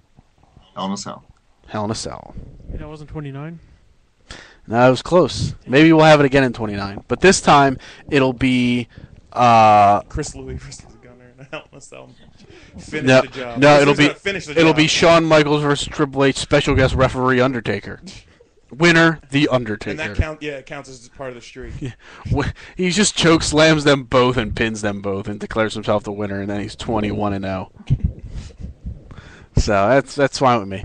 I mean, Undertaker versus Triple H goes without saying.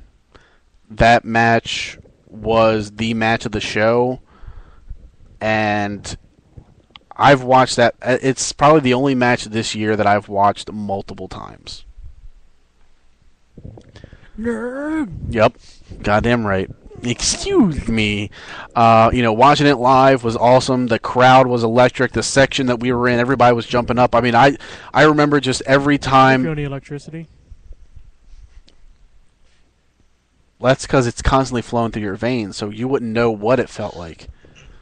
I think you're lying to me. If it wasn't flowing through your veins and then got shot back in, then you'd feel it.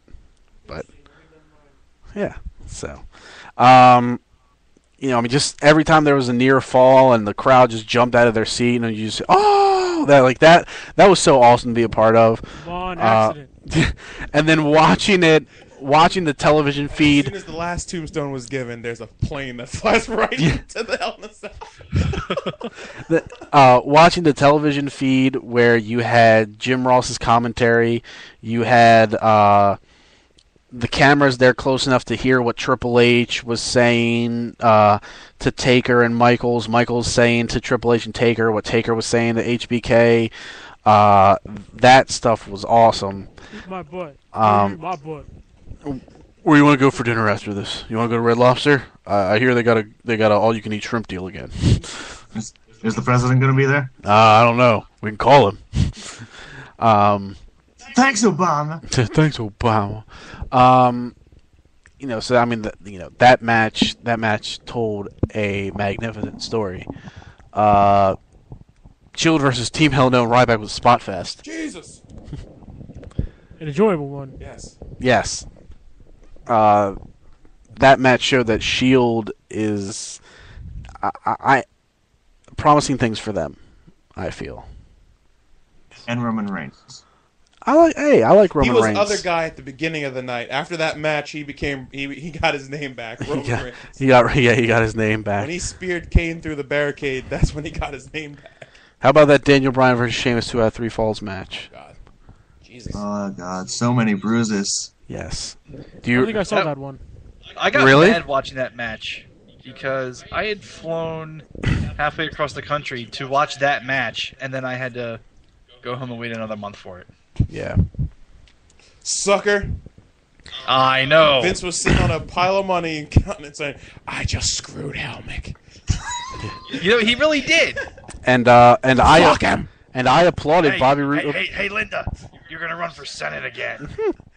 First, possibly go wrong. But first, let's screw Helmick. Yeah. I mean, that Daniel Bryan versus Sheamus match, it was a match where it was like, Daniel Bryan wasn't winning that belt back, but you didn't give a shit because that match was fucking awesome. Like, I don't care what's happening here. This match, they are beating the shit out of each other. Bobby Roode versus Austin Aries, I gave an ovation after I was done watching that match. Because those guys were putting on a spectacle, and I will always give Bobby Roode the credit of he is the only TNA World Heavyweight Champion that looked like a legitimate World Heavyweight Champion. Like, he was a guy that if he came out wearing the WWE title, I would feel it was completely believable. Like, that's how he carried Then himself. you'd be like, why is this guy the WWE title? He stole our belt. No, but I completely agree. Rude was the only guy who ever seemed to carry himself like he was the biggest guy in the industry. Yeah, he legitimized that title. So, like, And I'm now glad it's they never back did with anything Kofi. silly like put that belt on Jeff Hardy. yeah, like, I mean, like, he carried himself like if they were to put, if they were to put the champions of like all organizations, U.S. and around the world, at a dinner table, like, he belonged there. Until then, they realize he worked for TNA. So, I mean, he's a guy that I hope one day, while he's still got many years left, gets to the WWE so he can feud with, guys and have phenomenal matches with the likes of, like, CM Punk. Trips. And you know what? I actually would want to I'd see him see it. in Trips. Yeah. I would want to see him face Triple H, actually. Oddly enough, because, I mean, they have styles that complement each other. But only if he grows his hair out. Which one? Oh yeah, that's right. I forgot they both shaved their head. Yes. Well, I mean, Triple H is getting ready. He's getting ready for that Bobby Roode feud. He had to shave his hair. Don't worry, they'll change his name to Bobby Roode. Yeah. Despite all 4 of these matches being phenomenal, we do have to pick a winner, and that winner is Undertaker versus Triple H from WrestleMania. 29. WrestleMania 29. It will be there again, where it all happens again. The end of an era. Again. Wait. So do you mean is WrestleMania 29 going to have Undertaker versus Triple H for their first time ever at WrestleMania? And it's going to be the end of an era. End of an era. Once in a lifetime. Play Metallica. Once in a lifetime. Never before. Never again. Fortune, fame, mirror mind. Undertaker vs. Triple H also won our fan poll, by the way. I'm sure you were all. Hooray! Alright, so WTF moment. It's one of our regular poll questions, and it also has its own award this year, as it did last year. WTF moment of the year. Our nominees are Embrace the Hate, the John Cena Oh boy. Kane debacle. Oh boy. Long Johnson. Jeff Hardy, from most embarrassing moment in TNA history to TNA World Champion. About time that guy gets his due. The AJ Styles, Claire Lynch, Dixie Carter, Christopher Daniels, Kaz Saga, So many good choices. or as I like to call it, Maury Povich episode number 875. And WWE rebuilding the tag division? That's definitely the most shocking one. It really is. To me, that bodes that gives another notch to hey, Triple H did something else good behind the scenes. Jeff Hardy being TNA champion just infuriates me. Second. There is nowhere else in the world that would suffer that level of embarrassment and then give him the top prize and make him the top draw. You should have saw. There is one way. Put the belt on Hogan.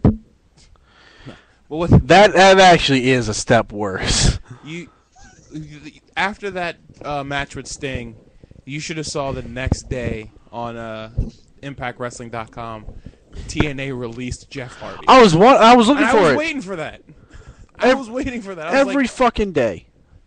it's like the only way. You know, the only way you can get kicked out of a Denny's is if you actually just walk into the kitchen.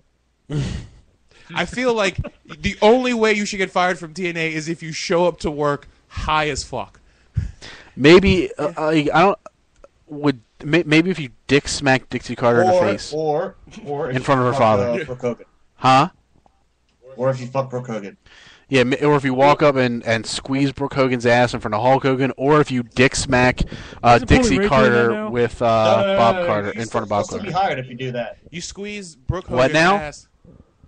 You'll still be hired if you dick slap Dixie Carter. No, if you dick slap Dixie Carter in front of Bob Carter. You'll still be hired. No, Hey, you guys are all forgetting the biggest transgression that you can pull in TNA, and that's cutting in line with the Harry Potter experience. Yes. You squeeze Brooke Hogan's ass and you compare it to Hulk Hogan's ass. Are they not one of the Yep. Yep, they're the same. I haven't same seen person. them in the same room for a while. What's going on with that, guys? And then You squeeze Brooke Hogan's ass, and you're like, "Where's your dick?" And then you find out it's Hulk. And then embracing the hate, apparently starting off as a feud where Kane was trying to make John Cena realize that he needs to unleash his hate and not keep it inside of himself, and that is how he'll beat The Rock. But then it evolved into Kane wanting to beat John Cena so bad that he couldn't wrestle again until he wrestled The Rock at Mania. And it just was one nonsensical piece of bullshit after the other. It almost killed Kane. It really did. It almost I was ruined waiting Kane. for WWE released Kane. Apparently, like the ashes that were left there as Kane was falling apart, fucking CM Punk picked him up and said, "Hey, you want to come into this title feud? You want to come over here?" You get to kiss my bitch. Yeah, it's like, "Hey, how about you come over here? You'll be. I promise you'll be fine." Yeah. You'll be in a hilarious tag team with Daniel Bryan. Yeah, it just A year-long apology for Kane. It was one of those things where like I wanted to turn the TV off every time that feud came on screen, and every time I saw Zack Ryder featured on Raw, I'm like, oh no. Zack Ryder looking sad every week, every time 'Cause- he looks at John Cena. Because he knew. He looks like he's gonna cry all the time. Like I'm finally. Like he knows his career should be better, and yet John Cena's like, I know what you're trying to do. Sit down, slugger. I got this. It really is our WTF moment of the year, Oh God! without a doubt. It is our WTF Can I main moment event a of the year. pay-per-view? Now, what did I tell you, Zach? I said no. He's sitting there counting his Just money. get on TV. Does main event count? Yeah. And Embrace the Hate also barely won the WTF Moment of the Year poll from our fans, 57% to the 42% gained by Jeff Hardy and his TNA debacle. So It really was a debacle. it really was. From that, we go to our worst wrestler of the year. And it's funny. It's funny that we go to this one. Nominees are Brodus Clay, Oh, Jesus. Randy Orton, Oh, God. Jesse Goddard, Oh, Yahweh. and Zack Ryder. Praise Allah. You don't know who that is. Jesse Goddard. Jesse Goddard. I was being Zack Ryder. Oh, I really don't know who Jesse Goddard is. That is the Hollywood boyfriend of Tara that was hyped up. The Big Brother dude. Oh, faggot. Yeah, I was saying you may have seen him on Big Brother. Johnny Fags. Johnny Fags, yeah. Yes, that guy. Trademark. I mean, Brodus Clay went from being heavily pushed to just squashed to oblivion. Though now apparently they decided they want to push him again, so now he's in squash matches. I just like the fact that it's like, we're gonna put Brodus Clay in a match with Cesaro. I bet you $5 Cesaro can't pick him up. That's the reason that match happened. Yeah, that's the reason why. And it's like, wait, I got this guy that can pick Brodus Clay up. Cesaro, go out there and do it again. One more time. One more I have my time. eyes closed. I think he did it to the Great Khali. I don't know. Oh, wow. He may have. Yeah, because they did have a match on main event, and I got to see if he actually did it on the Great Khali. They're in a feud. That's going to be a pay-per-view. No, it's not. No, Bet just you can't don't. pick up the Great Khali. Randy Orton just had a year of boring. Because he was blandy. I think he had like one solid month where he was wrestling Dolph Ziggler, and it was like, oh, he might turn around. Then he got hurt. Yeah. I was actually going to say Kane. Well, Ah, the thing about it is Randy Orton has bird bones. He gets injured every like 3 or 4 months, or does. that's what he's telling everybody, so he can go off and, fuck the random women that play his wife on Raw. yes. So, Jesse Goddard's, we already said boyfriend, Big Brother, reality star. Apparently, I don't even know how you. They'll just hire anybody. God. And I said that it was funny that we moved on to this one because we just did a WTF moment. We talked about the burial of Zack Ryder in that. And oddly enough, he won our Worst Wrestler of the Year award. Oh, radio. And I feel bad for him because I want him to succeed. But WWE, not the good kind. But not the bad kind. WWE won't let him. Yeah, WWE refuses to let him, be good. Yeah. And I mean, any guy that every time you see him on TV, he either loses or gets steamrolled by someone. There's no way he can lose. He can be anything but the worst And the wrestler weird of the thing year. is he has the backing of John Cena.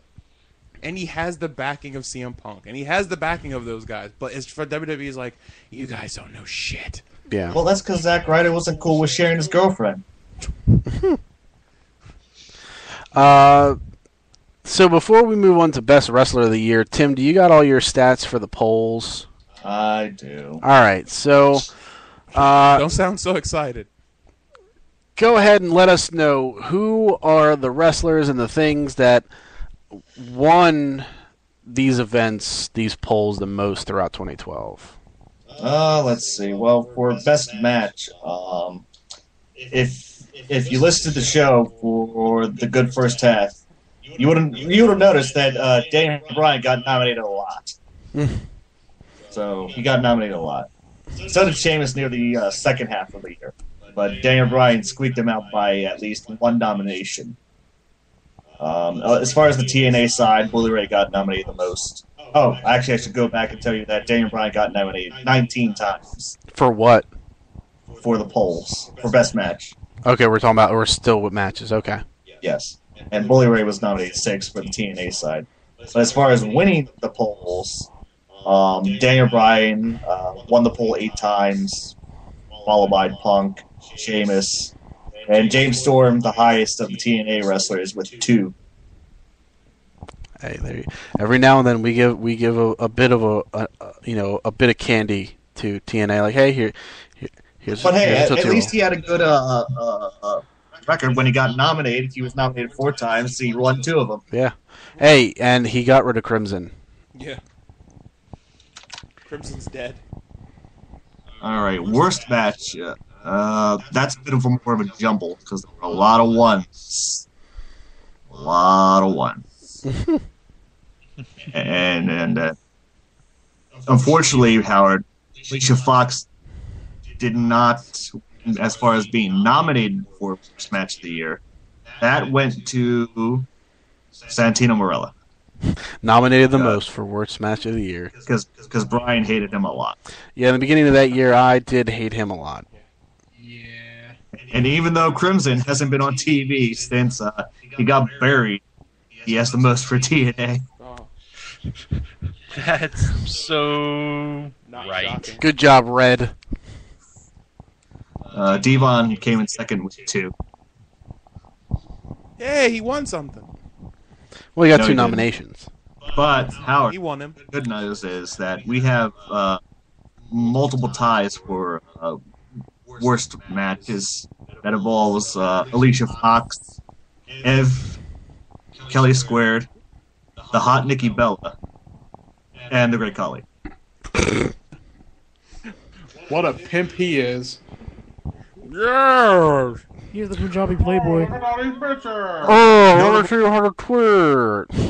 Notable nominees in this section is I actually had to put down Divas twice because we had to nominate them. The divas in general. Yes, because I didn't feel like writing all their names down because they were all involved in the match. All right. I like it. Save myself some time. There you go. He also had a knockouts one too. So, I'm not surprised. best segments. Do I have to say Daniel Bryan? Yes, 19 times, like the first time. Whoa. Bully Ray got nominated 5 times on the TNA side because you know his name, and I don't think I'd mentioned that Daniel Bryan won the most for best segment. Well, with 19 With Kane, Huh? with Kane coming in second with 3. Yay! Hooray! Carrying that weight. Indeed. Also notable, Scott Armstrong won He what? a poll. He Scott Armstrong. He won a best segment poll. Yes, because Brock Lesnar told him he did a good job. Yes, Good job. that good job. That was funny. Oh, I did like that. Also, he did put down Hen Henry. Hand Henry, yes. And Henry. Hand Henry, rightfully so. He's the handiest. Ain't you proud of me, Ma? Also, ODB made this list. And Eric Young. Yeah, thanks to you. To me. All me. That is all you. You son of a bitch. Well, you know how we have WTF for Kate's Master Plan? Yes. Well, two of the parts of that feud topped the charts for WTF on WWE's time with Kane and Juan Chan. Okay. As far as nominations, TNA, we have Joker Borden. Fucking goddamn it. Fucking Joker Sting. God, I hate Joker Sting. And that's impressive because Joker Sting was probably only around for, 4 months this year? I don't know. Well, That's he 4 was on months and too off. fucking long. How has the creators of The Crow and DC have not sued Sting? Fucking. It's beyond me. I guess none of them watch Impact. It's like, It's the only explanation I can have. I don't know, like... I'm waiting for him to come out as Galactus next and see if Marvel fucking sues him and shit. Him force feeding Hulk Hogan vitamins. I don't know, the problem is he would really have a hard time dressing up like a big galactic clown.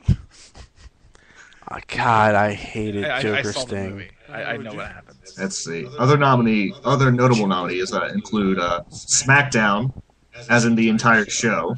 That got nominated twice. The fans, they got nominated once because them wanting the Undertaker. Yeah, you don't want the Undertaker. Twitter. Twitter, the Twitter machine. No, just Twitter. That was on WWE's side. Yeah. If it was the Twitter machine, that would have made best segment. Yes. Because Bully Ray's awesome. Yes. In fact, I think that did win a best of. As far as TNA side, we did put down the TNA Hall of Fame. We put down Lars only because he has a fucking stupid name. Lars only. Lars only. We have Impact Editing. Yes, God, their editing is horrible. TNA TV titles. Yeah. And the Impact announce team. Rocket Buster. It's also accurate. I still remember the live Impact where they had like the arena-wide battle between Aces and Eights and TNA, which was partially live and partially taped, and they weren't keeping up with it enough to realize that they had the same Aces and Eights members featured in a recorded backstage segment at the same time they're getting their asses beat in the ring. Like, Hogan was beating one guy to death in a backstage. The entire time. Yeah, while that guy was in the ring live at the same time. And I'm just watching it. I remember that. Yeah. I remember that was awesome. I'm just watching it back and forth. Simple answer. I'm like, that's the same fucking guy. Simple answer. Clone. And then there was the great editing where like they were fighting outside the arena, and within seconds it's like they teleported to their motorcycles and drove away, and there was no footage of them running to the motorcycles, getting on them, turning them on, and going. It was just ass beat to immediately like already in go, like already on They're the already move. like down the street. And I was just like, wow, what the fuck? Oh my god, they were so bad. That was so or Hogan bad. trying to murder someone on TV. Yes, the kidnapping. Oh my god. Like, he's like, we're gonna murder you, brother. And I was sitting at home watching it, going, this is wrestling. Why is that an option for you? That guy, murder someone? that guy was kidnapped and was being tortured on live television. Why is that a suitable option for you to get information out of this guy? Mother of God. So the winners of majority of these polls end up being Kane. He's got 3, and he shares the title with Hulk Hogan. By the way, that's the number of times Hulk Hogan got nominated for awards for WTF. So every time he got nominated, he won? Yes. Fantastic. Best wrestler. I don't have to say Daniel Bryan. How many times was he nominated? 17. How many times did he win? Let's see. 10. Damn. Just so you know, we the next highest number as far as winning that poll is 2. And who was that, Punk? No, we got a number of people, and Punk is not one of them. He only had 1 win. We got The Miz, Sheamus, Kane, and Santino Marella. Oh yeah, he did have a streak where we were giving him credit. Samoa Joe was the most nominated for best match for TNA. For best match or best wrestler? Best wrestler. Okay, that's all good. We also nominated JBL. And that's the only other goofy one from that poll. So now for worst wrestler. Good news. Alicia Fox is one of the nominees. So is Kane. As far as TNA, I don't think I have to say Crimson. But say it got anyway. tied with he got tied with the Future. Tie So, with Garrett Bischoff. yes. But I don't have to tell you that Kane ended up winning Worst Wrestler of the Year with three wins. Yep, and that was all in the beginning of the year. And everything else ended up being 2s and 1s. With Tensai, Miz, Asparagus Jackson, Crimson. Asparagus Jackson. Man, where did he go? I wonder Oh, if he still defends the By ECW Ragline. championship. In disappointing news, unfortunately, Yeah. actually, there's nothing important. They're the worst for a reason. Wait, who's the worst for a reason? You just went silent. I did. I had to recheck myself. Okay. But we also nominate, most notably, the Cobra, who also won. He was nominated, I believe. I got it here somewhere. Was Twice. that Raptor Elimination Chamber? The Cobra? No, that's when he was being mesmerized by Oksana. Oh, I forgot all about that. But just so you know, Anarchia did make the worst TNA, Oh, Anarchia. and so did Alex Silva Fucking and Mark Haskins. Fucking Alex Silva. First winner of Gut Check. Where is he now? He had the best match on the Gut Check open fight night. Well, actually, the second best match. Let me check that. He was at least the best male wrestler. Second best male wrestler. Okay. Say that for certain. But that'll do it for polls. Okay. They're all our polls. Well, for Best Wrestler of the Year, our final award, our nominees are Daniel Bryan, Sheamus, Bobby Roode, and Austin Aries. And we have something to settle. It is down to 2.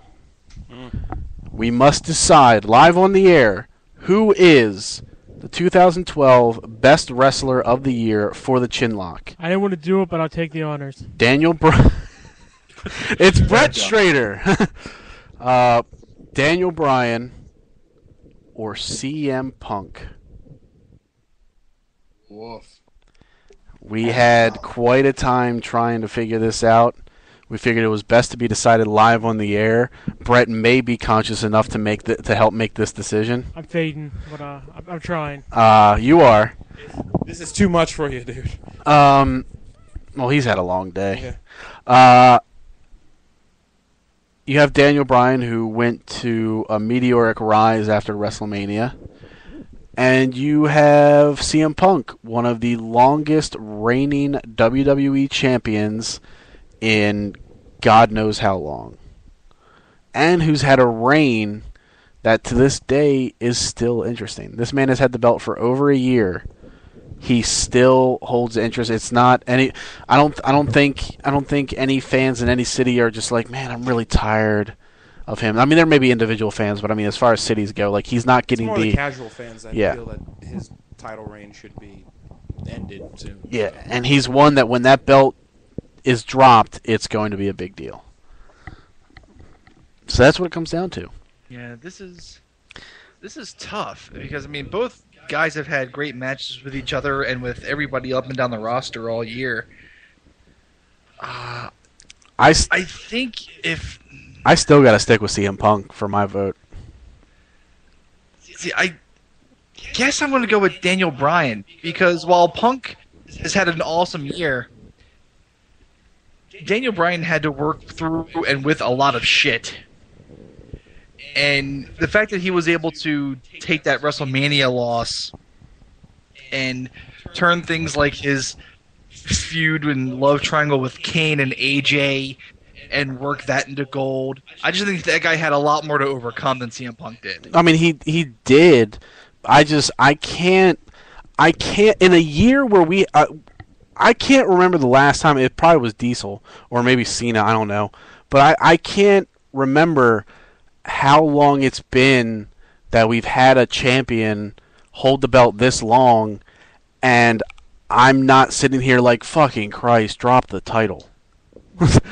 Like, I mean, that's the thing. It's like the guy has gone this entire year with that belt. To me, in my personal opinion, I don't see how you don't give it to him. But, I mean, that's just my personal Well, he opinion. didn't win Oh Superstar no, of believe the me, Year. it's a coin flip for me. I mean, it's really Yeah, fucking John Cena won Superstar of the Year. What the fuck did he do to deserve that stupid lost. shit? Lost a bunch And of he matches. he rose above hate, And cancer. I fucking hated that. and he dropped the jean shorts. He did. At least he did that. Now he's on cargo short. So, He shops at Old Navy. so once again, all right. So it's 1-1. CM Punk, Daniel Bryan 1-1. All right.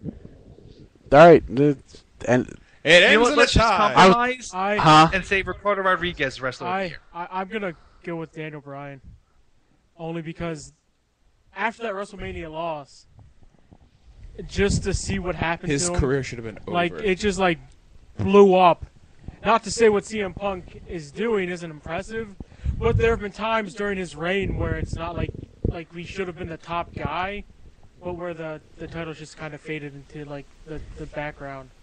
So, while what I think he's done has been great, Daniel Bryan just blowing up after that 18-second loss is just incredible.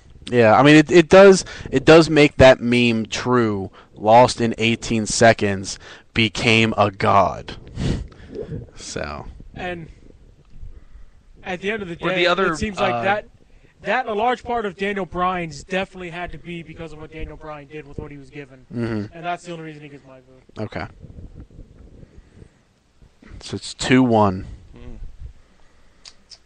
As much as that is great for Daniel Bryan, I'm going to have to go with CM Punk Faggot. just because what he's done has made a far greater impact on the overall world of wrestling. All right. It is tied again, 2-2. Well, I'm picking Daniel Bryan because you take someone like Kane, who in the first half of the year we all wanted to literally set his testicles ablaze I was more for with a real John car Cena. battery. And Daniel Bryan takes Kane and makes him not only irrelevant, but to the point where we want to see him on TV every day. He's They're got just about on TV every day. I was upset when I have to go to work and I missed those parts. So my vote's for Daniel Bryan. Comes down to you. Do you tie it again, or do you award it to Daniel Bryan? I'm actually I was leaning more towards CM Punk, but I think what a lot of people said rang true. I'm gonna go with Daniel Bryan. All right. I'm going with Daniel Bryan mainly because if WWE had their way, he would have lost in 18 seconds at WrestleMania and probably fired on Monday. Future endeavors. Yeah, he would have been gone. Just to say, yep, we gave it a shot. He's gone. But so basically, you should have put Miami as the person that got Daniel Bryan over, because Miami was like, no, we like this guy. Because I didn't think Miami struck me as a mark town, but apparently, Boy, were you wrong. oh man, Yeah. they fooled the fuck out of they me were at awesome. WrestleMania, and then they fooled me even more on Raw. They were awesome. They were in the category. They put me and Helmick in the category. At least me and Helmick of wishing we went to Raw. And how Yeah. many times can you say Yeah. that in life? I wish I was at Raw. Like watching that show, I was like, God, I wish I was there experiencing that live. Just the fact that they were just chanting yes the entire night Yes, was basically them saying like it actually made WWE listen to the fans. and that ape shit reaction for Brock Lesnar at the end of the night, you couldn't have asked for a better reaction anywhere. Yeah. That crowd wanted it, they got it, and they were like, yeah! Especially that one guy. Oh, yes! He came. I think he did. Oh, he did. He was like, Yes. Oh. Better.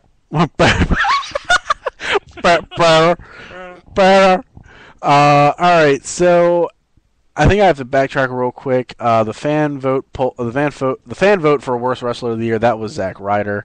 radio. The fans dominatingly went with CM Punk. So Daniel Bryan is our personal pick. Not to For- say CM Punk didn't have what they call a good year. Oh, you know what? I'm tired. Oh, fuck CM Punk. I'm tired of it. I'm out of here. He should lose the title because casual fans are what the WWE really gives a shit about. I'm out of here. Fuck Pauline. But yeah, hey, I mean, both of those guys deserved it. So the fact that one won our award, the other won the fan award, it's completely deserving. You know, same with, Bobby Roode, Sheamus, and Austin Aries. They also had a hell of a year to deserve the nomination.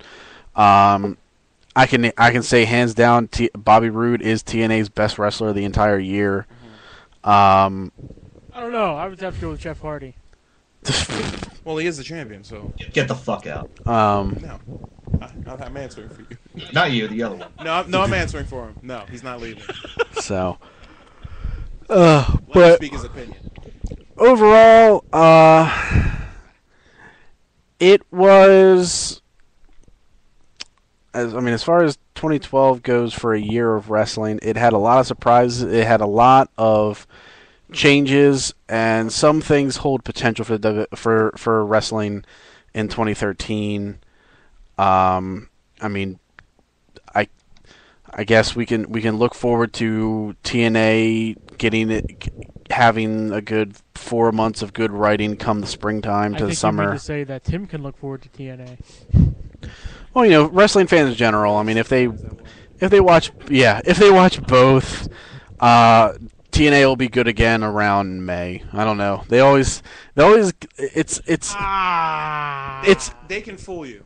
yeah. And I mean, you can get really mediocre shows, and then they'll pop out one good show. It's almost like around the same time every year they have good writers who owe them favors, and they come in for a few months. They write television. TNA's really good, and then right around Bound for Glory, they're like, "Well, you know what? We filled our obligation. We're out of here." And Our work here is done. And- they put their hat Oh, on, grab gotta their go. and wait for that taxi because they're out of here. bring back. All right, let's bring the monkeys back in. Jeff Hardy, TNA World Champion. Damn you monkeys! Yes. Tomorrow will definitely shape how WrestleMania season is going to go for the WWE. That's going to shape it right You think they're there. Now, here's a question: do you think they're gonna just give Ryback the belt? No. Well, here's the thing. I keep like saying logically they shouldn't do it, but we're dealing with a very illogical company. The thing is, there's too many. And I'm not saying like it's seriously. Like I get worried when they do shit like this because it's like Raw. If you sell the ratings for Raw for 2012, they're not good, especially when they went 3 hours. A title change would be really big. And besides, I think Vince has a hard-on for Ryback versus The Rock, even though The Rock kind of, I think, really want to wrestle CM Punk. So, I mean, the thing about it for me is there's too many higher ups in the WWE that are just saying like, no, this needs to be like CM Punk has to win. I mean, when Triple H is leading that charge, it's going to be hard for that to be overturned.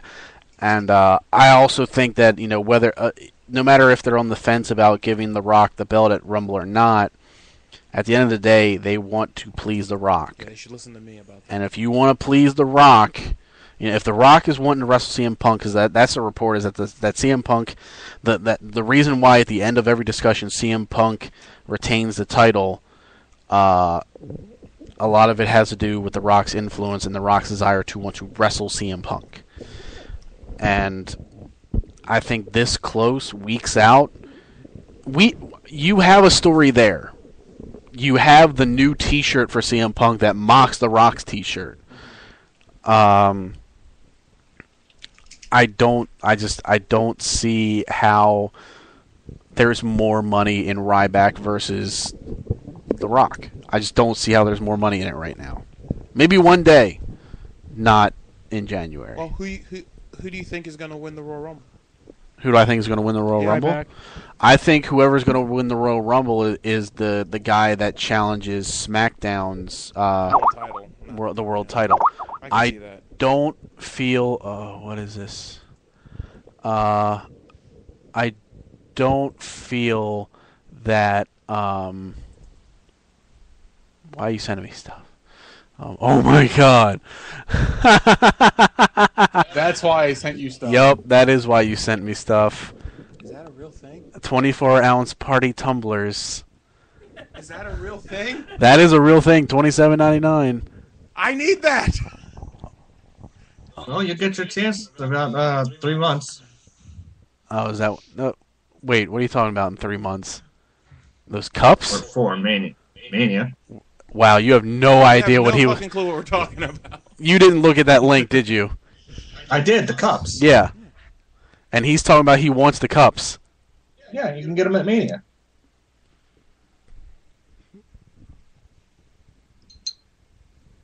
Anyway, I win.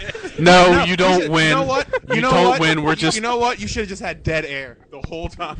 Just Let him flounder. I should have just hit play on the other song. Good night, folks. Nope, we're not going. I'm not. You're not ushering us out of here. Stink. Anyway, as far as like everything goes with The Rock and all that stuff, I mean, The whole thing exchange was so dumb. I'm trying to. And then he adds, right "I the win" ship. at the end of it. That Yeah. pissed me off even more. I'm trying to right the ship. I'm sorry that I threw everyone off with the tumbler. No, I don't. No. Well, You're get fine, it- Howard. You get it didn't do at Mania. anything. Yeah. Oh my god. Anyway, I mean, this entire thing, I honestly would not be surprised if tomorrow night on Raw, The Rock helped CM Punk win. The Rock is there. It'll be his first appearance on a Raw in a while, since the night after, or no, since Raw 1000, huh? I mean, I wouldn't be surprised about it. I mean, he would come. I wouldn't be surprised. He comes out. He helps CM Punk win. CM Punk wins the belt, and then he rock bottoms CM Punk, and he just basically said, "I want." Like he goes to the back. Someone grabs him, like maybe Josh Matthews or something. Like, "Hey, why did you do that?"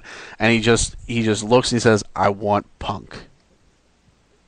Tell me that wouldn't be an awesome way to do it. Like that to me, that would be a badass way of doing it. He's just marching his. I'm just saying, like he just looks at because basically this match on Raw shapes who The Rock faces. Or if not The Rock, The Shield. I think you probably get one more match, like with Ryback teaming up with 2 other people against The Shield. I mean, that could Maybe definitely an happen. Elimination Chamber. That could definitely happen. But I mean, with The Rock there's no way The Rock is coming back on Raw to just cut a promo and leave, unless it's via satellite. That's his new secret. That's his new finishing move. Yeah. He jumps up into space, grabs a satellite, and drops it on someone. Yes. So. Don't worry, boy. I'll get those tumblers at Mania.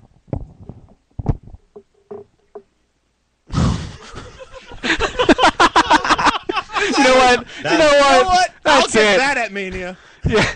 You know what? That's it. We're done. We're out of Oh here. God. This is over. I love that people don't even know what the hell we're laughing at. And you know what? I think you're gonna have to order that online. We're out of here, ladies and I gentlemen. win. That'll do it for our returning episode for the Chinlock of 2013. We hope you enjoyed our best of show.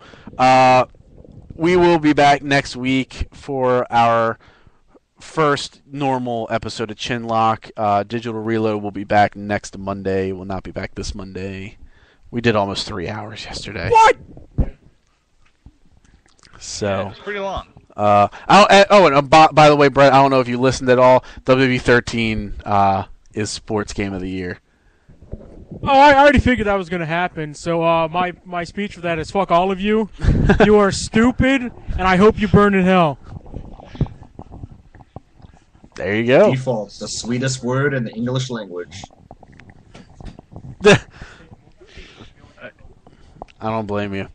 All right, ladies and gentlemen, well, enjoy our parting theme, and we'll see you all next week. Come,